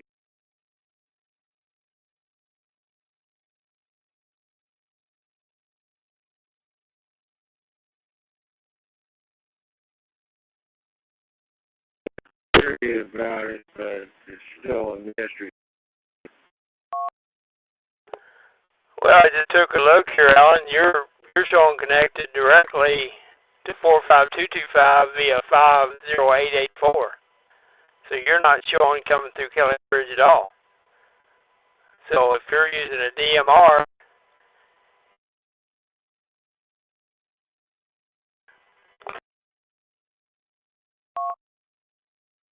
Comment, Henry? yeah, go ahead, Dick. Yeah, the morning that this happened when we ran the tests, he either had two different radios or two different hotspots. One hotspot was sending the proper ID, the other was not sending any ID. I don't remember if he changed radios or changed hotspots, but one of his systems just did not have his ID, and that was.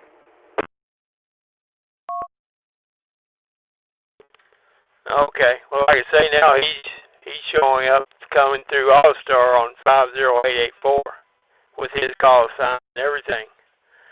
So right now, Alan, you're not connected. I mean, you're on DMR through All-Star, but you're bridging your own self. It has nothing to do with Kelly.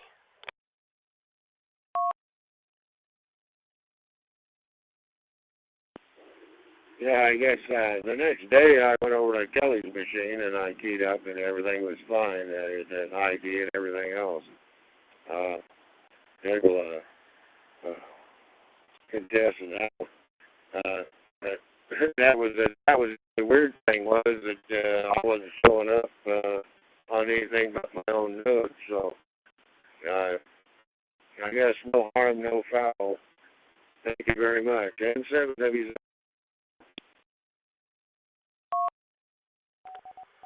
Okay. Well, like I say, as long as you're on that node that you're on now, that's your personal node.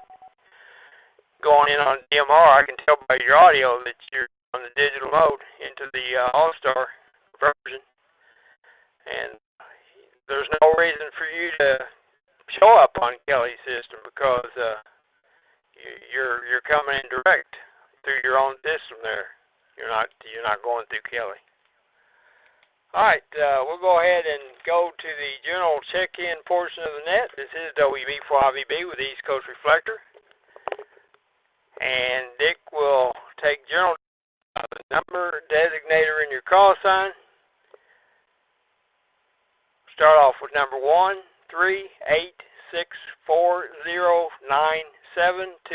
VEVA and 5. Go ahead, Dick.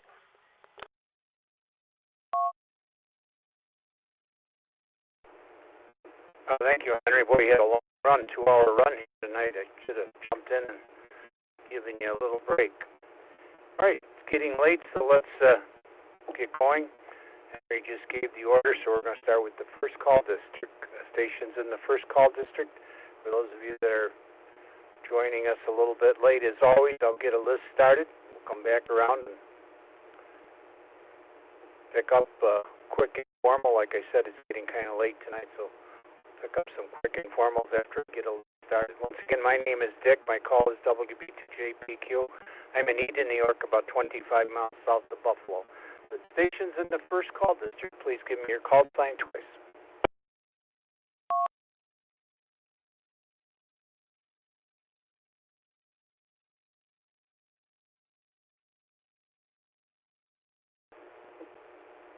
Well, nothing heard out of one land tonight. How about number 3, the third call district? KB3 8WQ.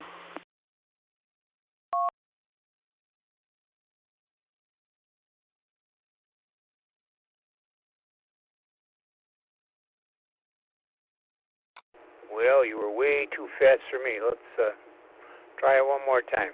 Please give me your call sign twice. I know it was a 3, but that's about all. Okay, sorry about that. Let me see here. I think I'm in that. Kilo Bravo 3 Alpha Whiskey Quebec. KB3 AWQ.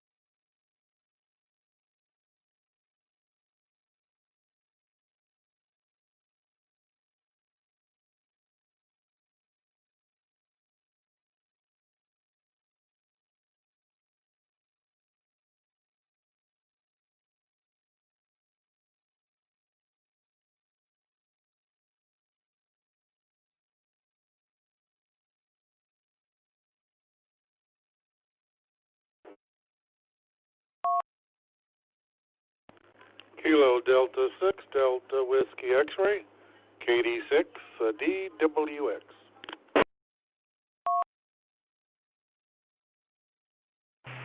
Kilo India 6, India, Juliet, India.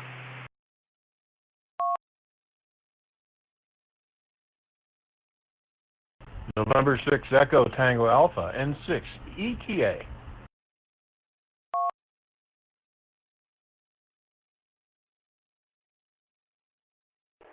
Alrighty, we got N6 ETA, KI6IJI, and KD6DWX. Anybody else in the 6th call district that I did not acknowledge?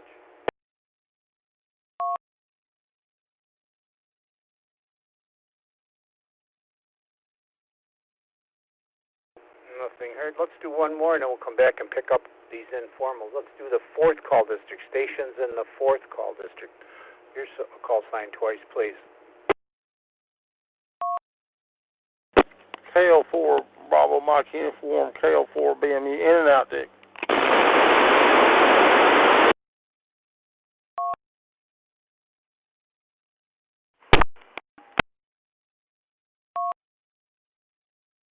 KL4RCS, Kilo Lima 4, Race Car Series, Romeo Charlie Sierra.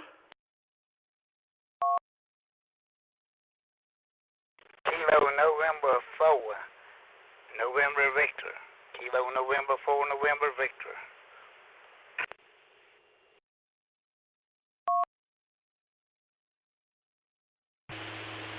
Kilo Charlie 4, Romeo Charlie Romeo. Kilo Charlie 4, Romeo Charlie Romeo.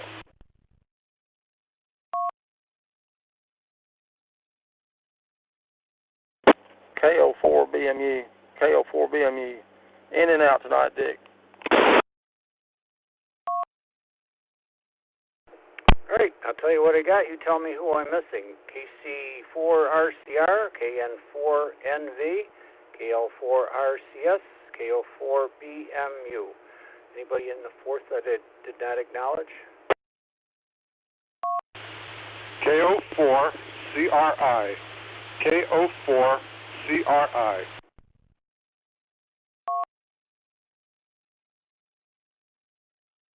KO4CRI. Alright. Anybody else?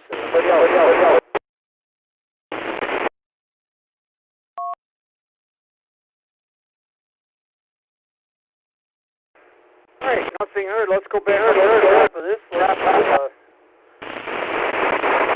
think we got a couple of new stations here that I don't recognize the call signs. KB3AWQ. Good evening to you, sir. Name, location, and any comments you'd like to make tonight. We don't have a topic subject question here tonight, which is probably a good thing because it's kind of late. Good evening. Welcome. Okay, name here is John, Juliet Oscar, Hotel November, Williamsport, Pennsylvania. Just checking in here. It's the first time I was on tonight, and that's about it.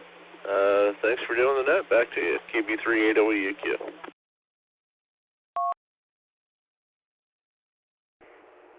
Okay, John. Nice to have you with us. You're on All-Star. Okay. I was thinking you were coming in through 7070, no, but you're not. And good evening to Ken, K3KDX. Good evening, Ken. Good evening, Dick, and everybody on the net. Yeah, I know I've checked in with the questions earlier with the doctor, but anyway, I just wanted to say hi to everybody, and I also wanted to throw out a comment that it was great to hear a good Q&A session tonight. That's what this is all about. That's what brought me into the TechNet, kept me going for a long time, and some great questions from everybody, and some fantastic answers presented in the right way, and it was really, really encouraging to hear that again here on the TechNet. Anyway, everybody be safe. It's K3KDX.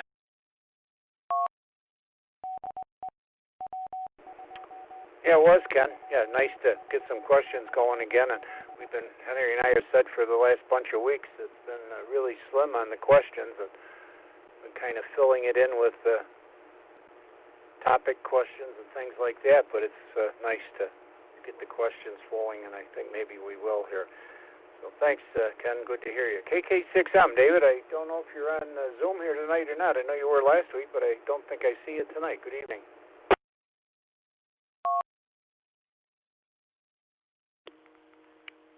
Oh, so thank you so much, Dick. Yes, I'm not on Zoom this evening. I thank you for the warm welcome. This is my second time on the East Coast Reflector during the net. I just love it. I run a tech net here on the West Coast on Thursday evening, and I really pick up a lot of ideas of things to add to my net. And so I'm very appreciative of all the comments and the way you handle yourselves. You guys are first class, man. I was busy repositioning one of my little in Pasadena, Kilo 6 Mike. Back to you, Dick. Thank you so much, and I'll check in again next week.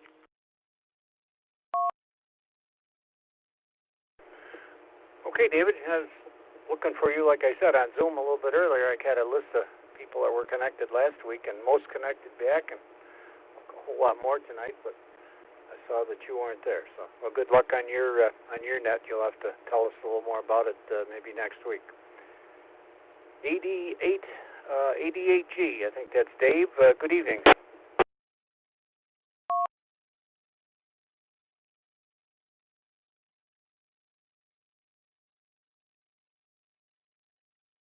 '88 Golf, I think it's Dave. Go ahead, Dave.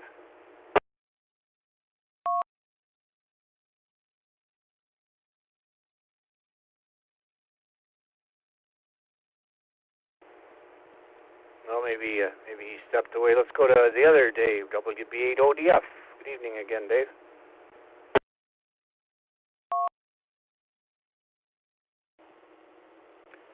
Good evening, Dick, and everyone on the net. This is the number one Dave in the Zoom room tonight.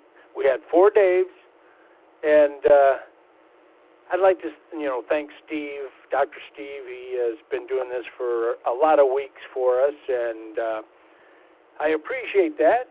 But I do want to put a plug in for the Zoom room. It has been just a hoot. So far tonight, we peaked at 25 people in there, and it's been fun.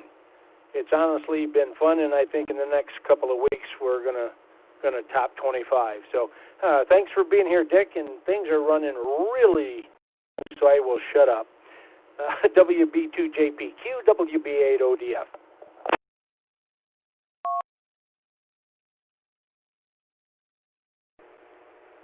Well, thanks for the Zoom room plug, and get a chance to see a few more faces from people that we talk to every day. Thank you, David. N8RKE, good evening.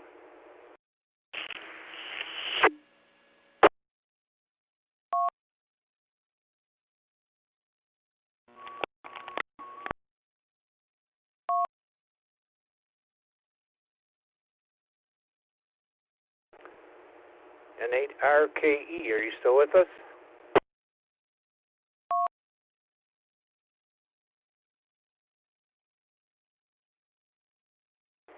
Well, maybe he stepped away too. Well, let's go to Sixland. How about KD6DWX? I think that's a new call to me. Good evening. Welcome.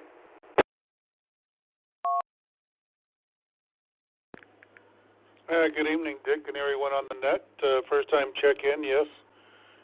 Coming through my All-Star Simplex over here. Name on this side is Chuck, Charlie Hotel Uniform Charlie Kilo. And we're located in Riverside, Southern California, about 60 miles east of Los Angeles. Dick, back to you.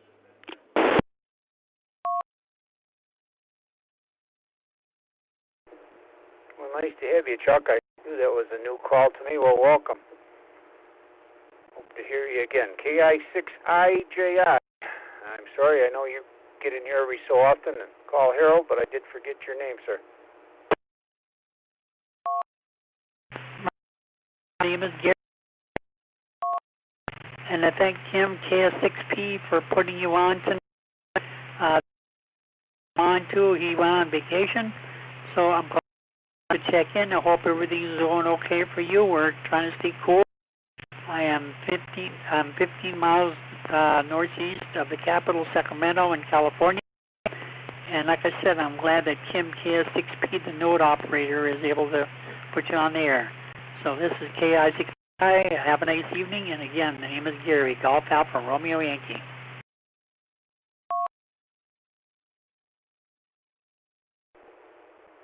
Okay, Gary. I hear you from time to time. Depends on where you're at, to some extent, what it exactly will work. So back to you, Dick. Thanks for calling the net. And we'll see you all next week. I had to come over and put this phone on charge. This light ran so long, I ran the battery down. N6 ETA.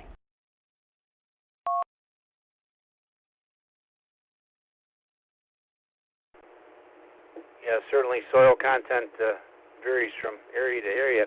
I was sitting here thinking, I know we were way less than 10 ohms. I want to say 6 ohms.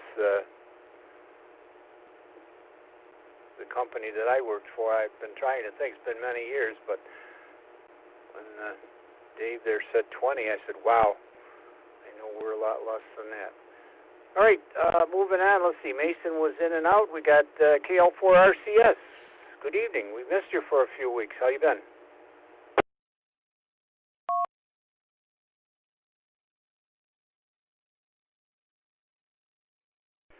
That's good. 73 degrees, about a 2-mile-an-hour wind. Maybe a gust up to 7 here and there. But really good summer I'm having up here. We're back at the NASCAR track every other weekend. It's been a great summer. Our fire danger is really low this year, so I'm proud to announce that. I'm happy that our fire jumpers and stuff like that are out there, down there in the States, helping other firefighters that assisted us last year. And we're having a good summer here. Lots of sunshine and lots of rain, so it's working out just great. Back to net control.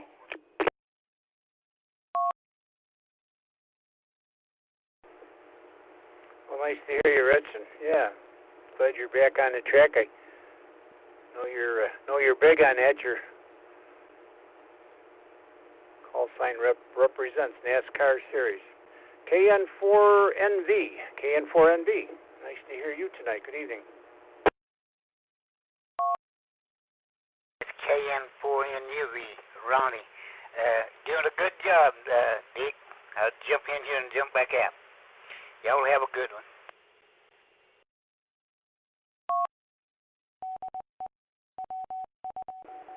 Yeah, Ronnie, I guess I left the U out of your call. I hear you guys every morning, and you're on so early that I'm not awake yet. Good to hear you on the net. Heard you talking with Henry, I think, earlier today. KC4RCR. Good evening. Well, good evening to you, Dick, and everybody else on the net. This is Rousseau from Berryville, and I'm just standing outside enjoying the evening weather here, and have a little fire going. It's actually not it's not as hot as it's been. It's more for visualization. But thank you very much for a great net. Really appreciated all the technical stuff, and now you got me thinking about my ground rods here too. I have 2 8-foot rods driven here that I have connected, but I've always wanted to put in a few more just for other reasons as well. So I'm just gonna have to look around and see what it comes out to be. I almost brought a tech question tonight, but I'm gonna do a little more research on my own. I moved to a new QTH a couple weeks ago, and I'm getting a horrible interference on one of the 145/880 kind of range there for satellite downlinks, and it sounds like somebody's got like a music transceiver or something coming in on it. So I'm gonna make sure it's not coming from my residence first, but I got some more research to do. Maybe do a little fox hunting in the neighborhood to figure out what's going on. It's not a connected house, so I've got about an acre, so it's pretty strong to be coming in, as blaring as it is. So I got a little bit of work to do first, but anyway, thank you for running the great net, as I said, and again, thank you for all you do. Really appreciate it. KC4RCR, back to net control. Well, nice to have you. You're connected with your own node. Clark County, Virginia. Nice to have you. And last on this list, KO4CRI. CRI, good evening. Good evening, KO4CRI. Tom in Colonial Beach, Virginia. This is my first time on your net. I was scanning channels tonight and heard y'all talking, so I've been listening ever since. And some great information out there, and I'll check in again sometime.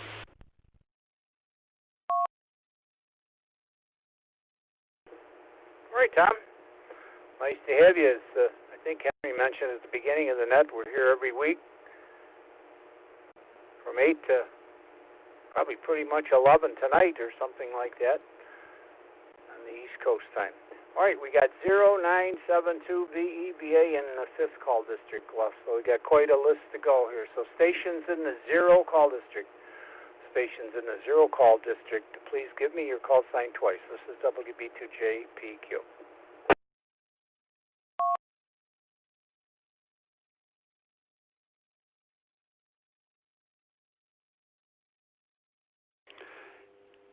KE0GKF.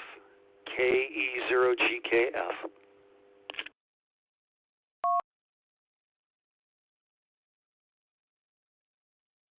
NJ1 Sierra. Well, Jeff, I guess you're alone. KE0GKF. Nice to hear you.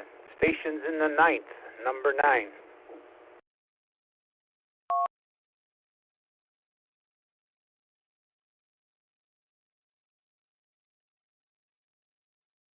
Nobody home in 9 either. Guess the Midwest is kind of slack tonight. How about number 7, the 7th call district?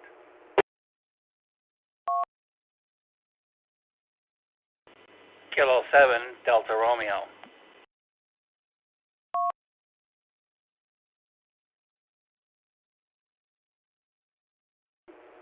Okay, 7DR, good evening. Let's go to number 2, the 2nd call district, number 2. W2HR. November Papa 2, Quebec. Alpha Echo 2 Sierra Zulu. Whiskey 2 Papa Whiskey. W2PW. Sierra Zulu.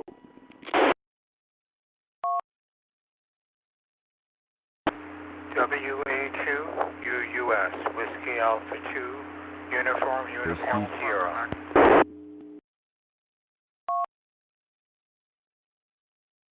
W2PW, Whiskey 2 Papa Whiskey.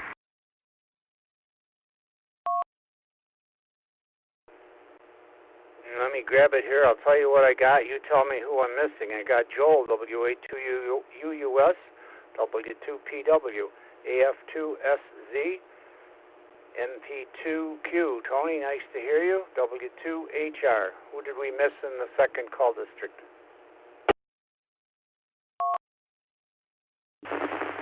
Whiskey 2, Oscar Radio Delta. Echo 2. That is 2 Echo Charlie. Good morning.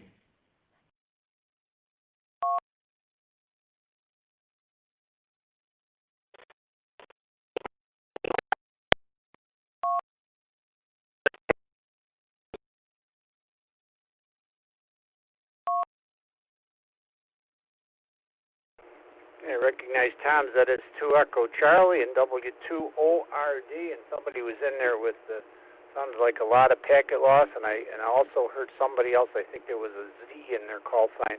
So who did I not acknowledge?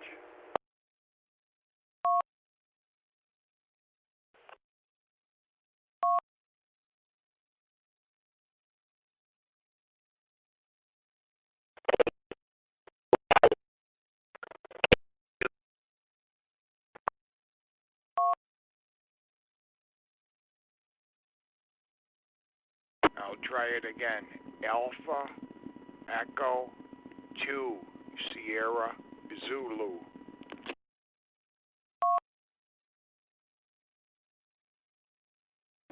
Well, there you go, AE2 Sierra Zulu, and I think I recognize that voice from a different call. And I think I heard you the first time, and I heard the AF2 Sierra Zulu, and we got or maybe that's all the same. Yeah, okay, I just had the call sign wrong. All right, my apologies. And there was somebody on the Cortland repeater. You were all packet lost. The station on Cortland. You want to try it again?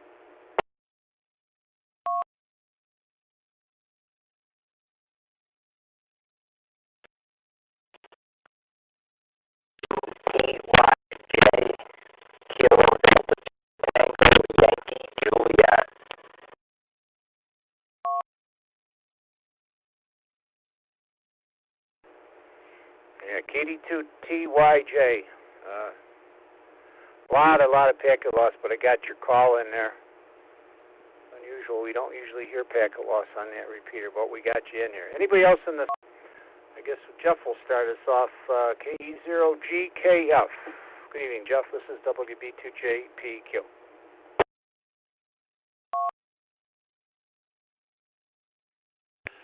Well, good evening, Dick. Good evening, everybody on the net. Jeff here in Omaha. Beautiful evening. I don't think I could have timed it any more right on time, Dick. I mean, I just turned on the HT, and you said, anybody from the zero call district. I mean, it was like, I don't know, 5 seconds before you said that.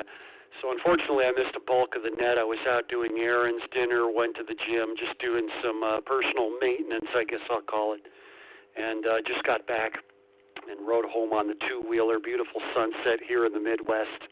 It was a beautiful evening. The temperature was just right. Not too hot, not too cold. It was excellent for riding on two wheels and running some evening errands after the workday. I hope everybody has a good evening. Thanks for letting me check in, Dick. Back to you over there on the East Coast. This is KE0GKF, Omaha, Nebraska. Back to net.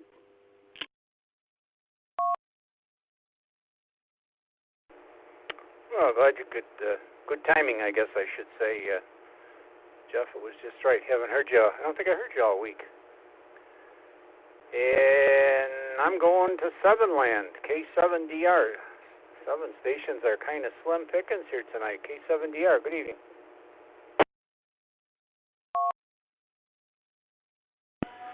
Good evening, Dick from K7DR. Just popped in Zoom a little while ago, looking over your shoulder right now. So, hi there. And had a pretty good day today. We had nice weather. It was sunny in the 80s and not being real hot and humidity kind of low. It's already down in the 70s, so it's been a pretty good day. Other than that, not too much else to report. We just got here on Zoom about 10 or 15 minutes ago. Last week I was using my iPad. This week I'm using my laptop, which allows me. The iPad only let me see like 9 screens at a time. Here I'm seeing 17 all at once. So last week I was using my iPad. Much better here on the laptop. So back to you, WB2JPQ from K7 Delta Romeo.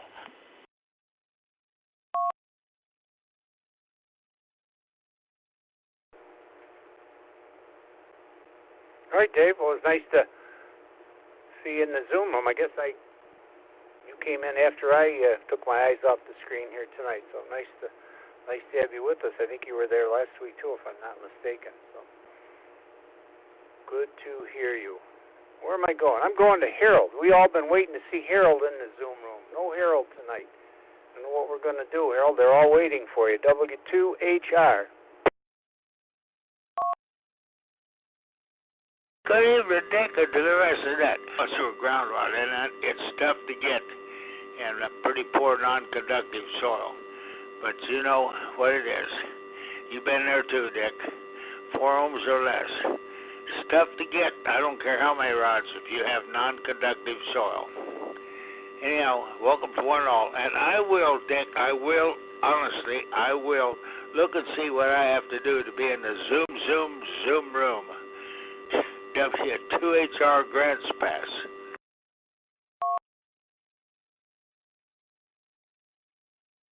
Well, I don't know. If you got a camera on your computer, Harold, you're all set to go.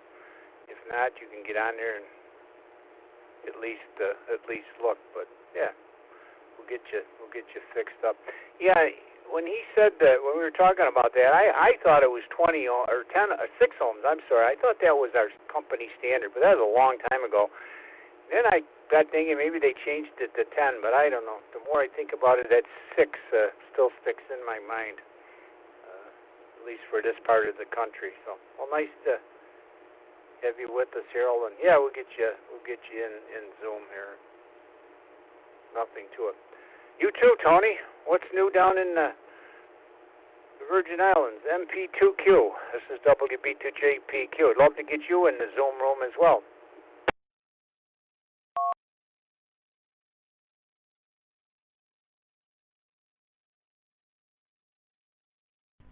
Well, good evening to you, Dick, and all on the net. It's good to be on here tonight. It's a beautiful, nice, cool evening here in St. Thomas in the U.S. Virgin Islands. I must say, Dick, right now the temperature is at 76 degrees there. Had a beautiful day today. Temperature was up in the high 90s. And just a lovely day, Dick. And glad I was able to make it and check into your net there. Back to you, over.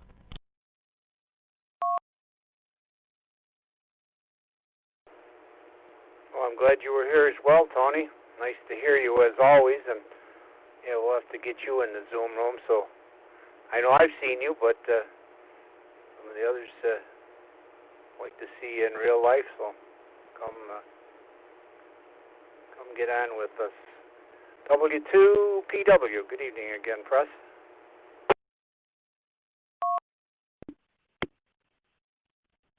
Well, good evening there, Dick, and everybody on the net. W2PW reporting in from Long Island, New York. Enjoying the side chat we have going on with the Zoom room.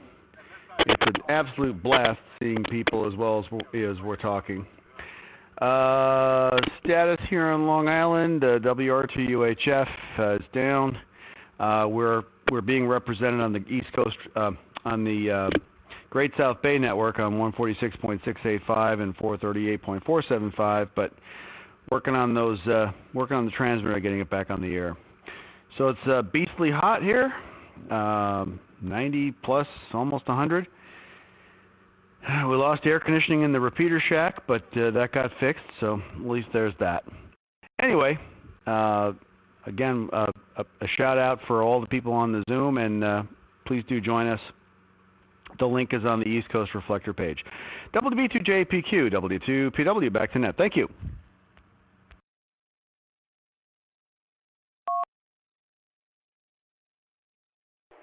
Oh, thank you, Pressy. I forwarded that email to you today. I'm sure you got it. One of your users was kind of wondering what was happening. W2ORD. W2ORD. I believe that's a new call to me. Good evening.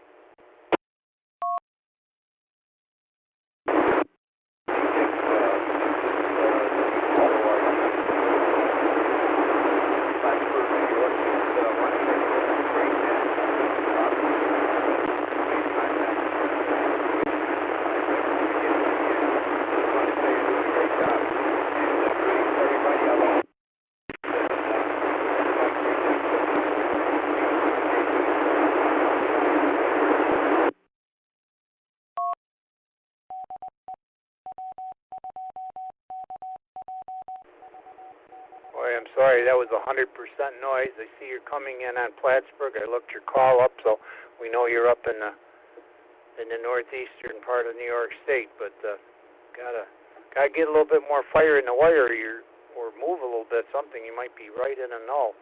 But that was all noise. Let's move along. Let's go to Tom. ZS2 Echo Charlie. Good morning, Tom.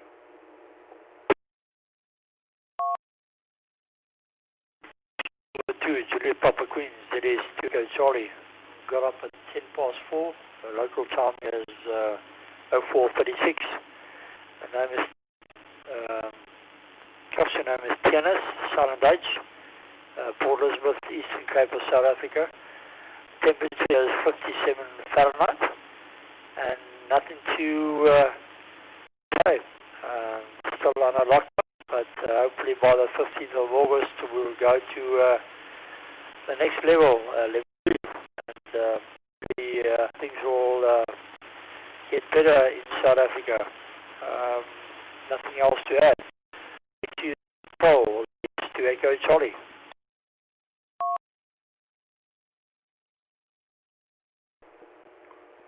Well, thanks for getting up at 3 o'clock in the morning or 4 o'clock, whatever time it is there. Check it in, saying hello, Tom. Always welcome. AE2SZ. I don't recognize the call sign, but I recognize the voice. I think it's Sal. Good evening.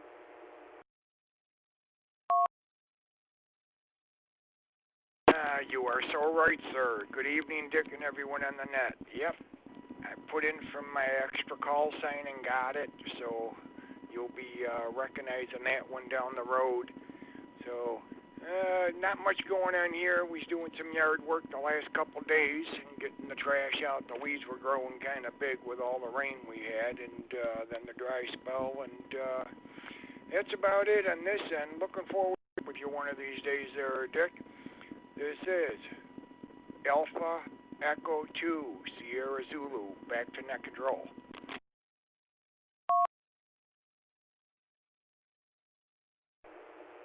Well, like I said, nice to hear you, Sal. Tony's in here somewhere. Tonight he was up at the top of the net. You probably heard him. Yeah, we ever get out of lockdown, we'll do coffee again. To get back to normal, not sure what normal is going to be, but we'll work around that.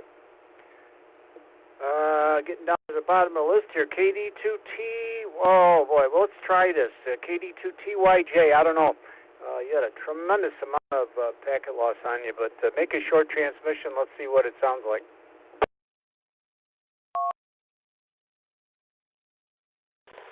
KD2TYJ. Sounding now.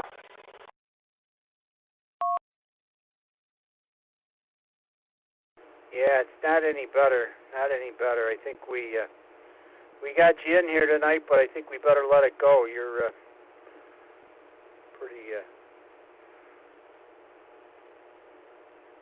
pretty bad, Kat, and I just was making sure it was you, which it is. So we got you logged in here tonight. Let's go to Jack, VA3JFW. You're up past your bedtime tonight, Jack. I don't know if you're still in the Zoom room or not, but I guess I don't see it. Maybe you're not with us anymore in the Zoom room. Good evening, Jack.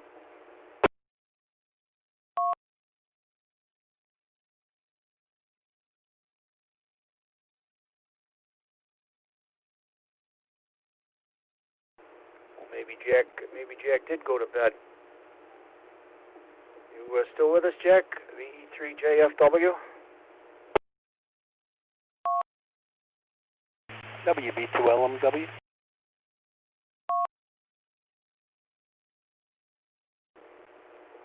Nothing heard. The other station, stand by, please.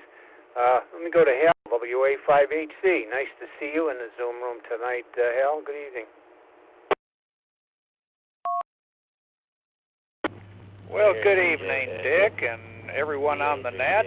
Yeah, it's nice to be able to see a few faces that I hadn't seen before, but now I'm able to put a face to a name or a call sign, and that works out really good for me. Everything going good here, sitting out here on the back porch, and just a lovely evening. We've had lots and lots of rain, but we're all doing well down here. So far, so good, and just hope everybody stays safe, and no better place to be on a Tuesday evening than the East Coast Reflector. Back to you, Dick, WA5HC.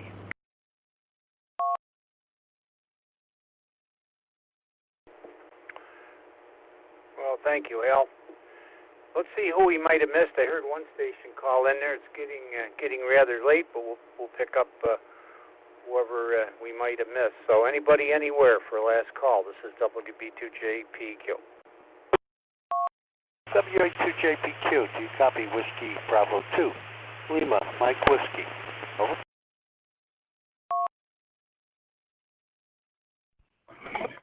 WB2JPQ, Whiskey Delta 0, Quebec. Alpha, 8 Golf.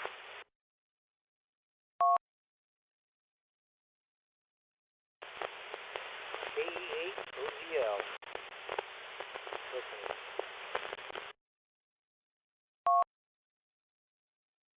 Let me grab the net here for a minute. I recognize WB2LMW,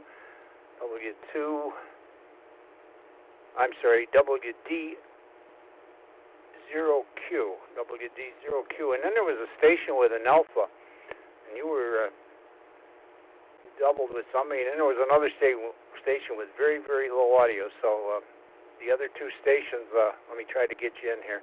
But I did get LMW and 0Q. Who are the other two?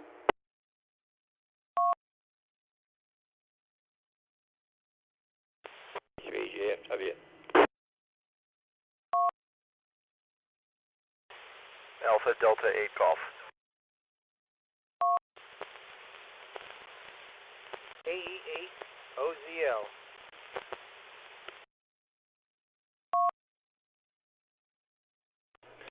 November 0, Mike Sierra Sierra.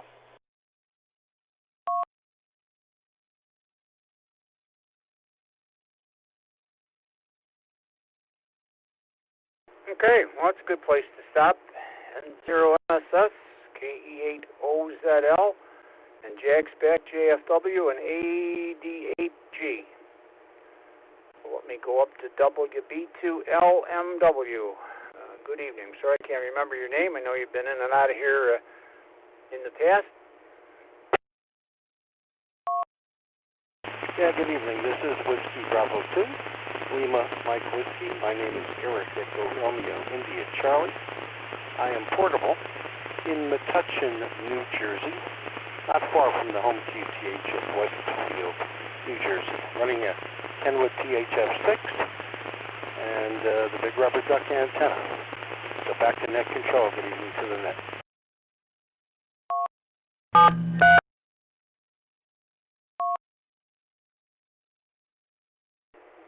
Okay, we're glad you could stop by tonight. Moving along, WD0Q. Good evening.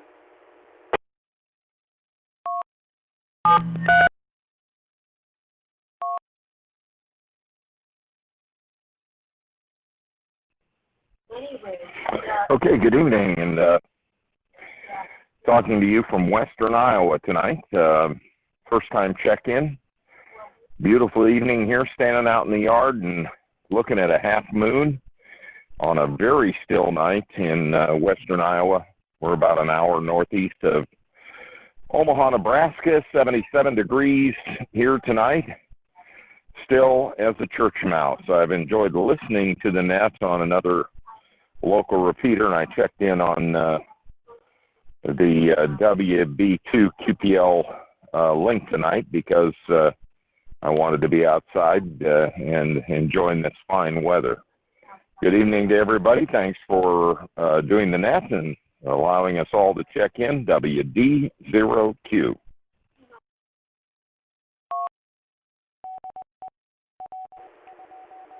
Well, nice you to take time to stop by tonight and check in and stay to the late hour that it is here tonight. Thank you. Moving along, Katie, AD8G. AD8G.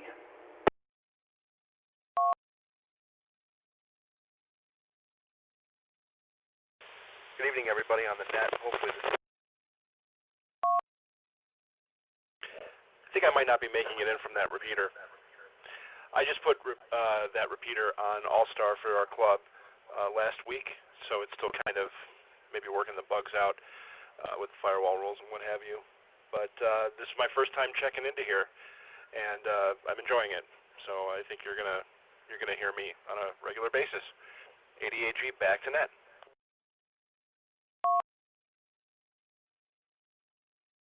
Well, from Ohio, welcome. Nice to have you. Pick up a few new users here tonight. Nice to have you with us. And Jack, VA3JFW. I turned it over to you there before, but you must have stepped away. Good evening.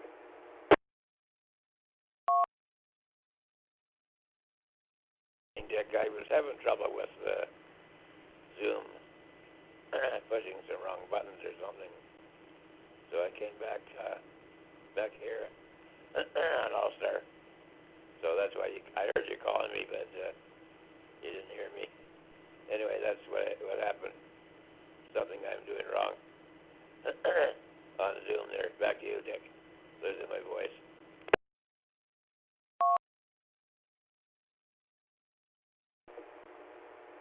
Well, we saw you in there before, Jack. I don't think you're in there anymore. But, yeah, we don't want any audio on Zoom coming over. All audio's got to be on the system here. Nice to have you with us. Good to see you in the Zoom room as well tonight. KE8OZL, and that's another new call to me. Good evening.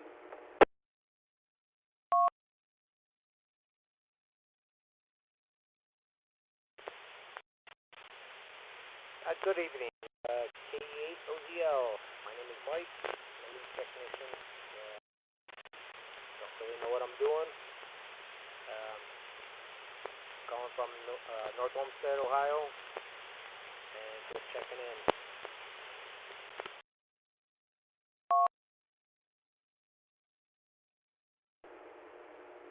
It's nice to have you as well with us, Mike. And see you guys are on the WR8ABC repeater in Lakewood, Ohio, 14688. I don't think I've ever seen that repeater system connected up. Brought several users here to the net tonight, so certainly feel free to connect up and become a part of the net here every week. And last on the list tonight is Ross, N0MSS. Good evening. Good evening, Dick, everybody on the net. I had to step away from the net for a little bit. My dogs just kept pestering me and had to take them for a walk. Beautiful night out here in Wahpeton, North Dakota, and mosquitoes weren't too bad, so enjoyed that as well. Thanks for all the admin on here to making this here possible. We, all of us users out here really appreciate it. With that, back to net. N0MSS.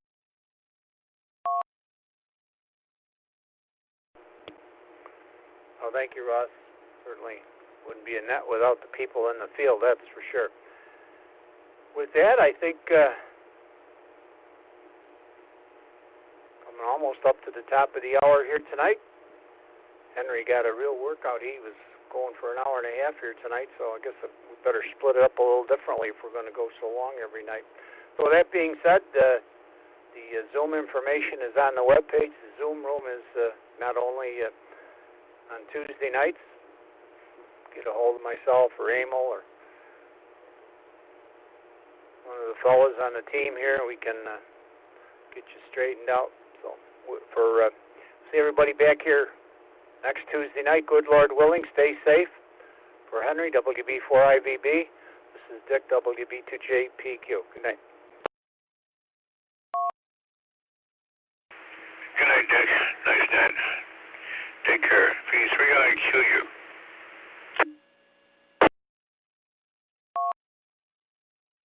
W2JPQ. This is WB2LMW. Yeah, go ahead.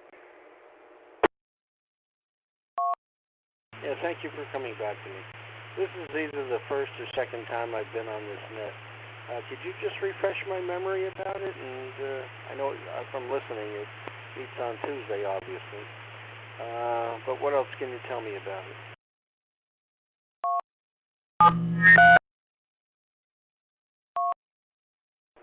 Well, it's the East Coast Reflector TechNet. Yes, we start at 8 o'clock East Coast time and run up till about 11 o'clock. And go to eastcoastreflector.com, eastcoastreflector.com.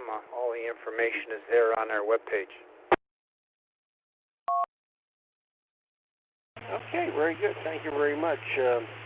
I'm getting in through a repeater, I believe, in Union, New Jersey, if I'm correct, on 223960. Where are you located, and how are you accessing the net?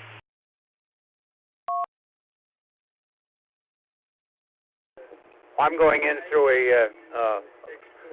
an All-Star node here in my house, but there are that are into the system full-time in New York, about 25 miles south of Buffalo.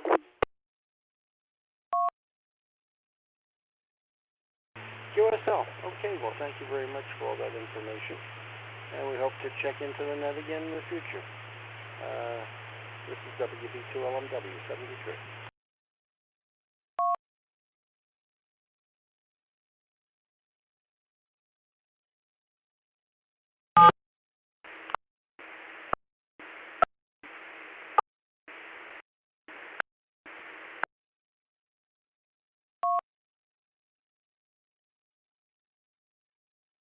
Dick, are you still around? That is 2EC.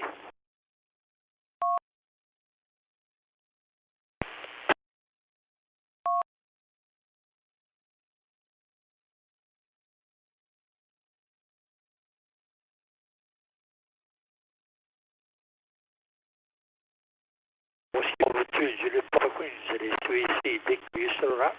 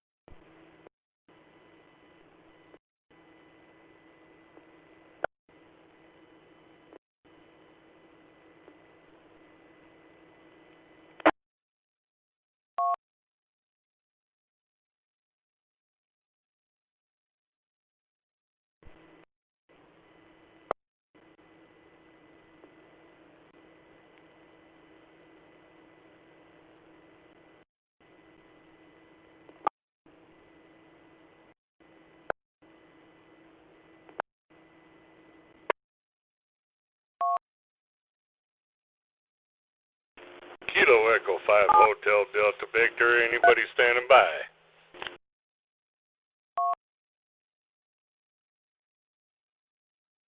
I'm not standing at all anymore, but I'm setting up my office desk. Can I help you? W2HR.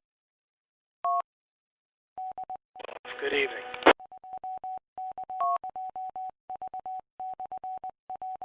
I copy that. Appreciate that. Just wanted to make sure somebody else was out there. Jeff out of Hobbs, New Mexico. What's your part of the country there?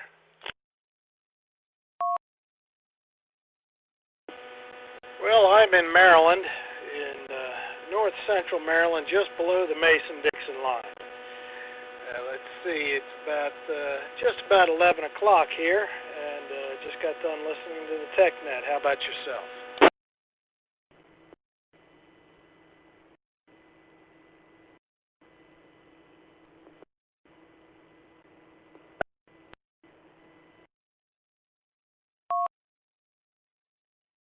I copy that on the tech there. I just, I appreciate the response there. Just been standing by and waiting for a little bit of conversation, I suppose.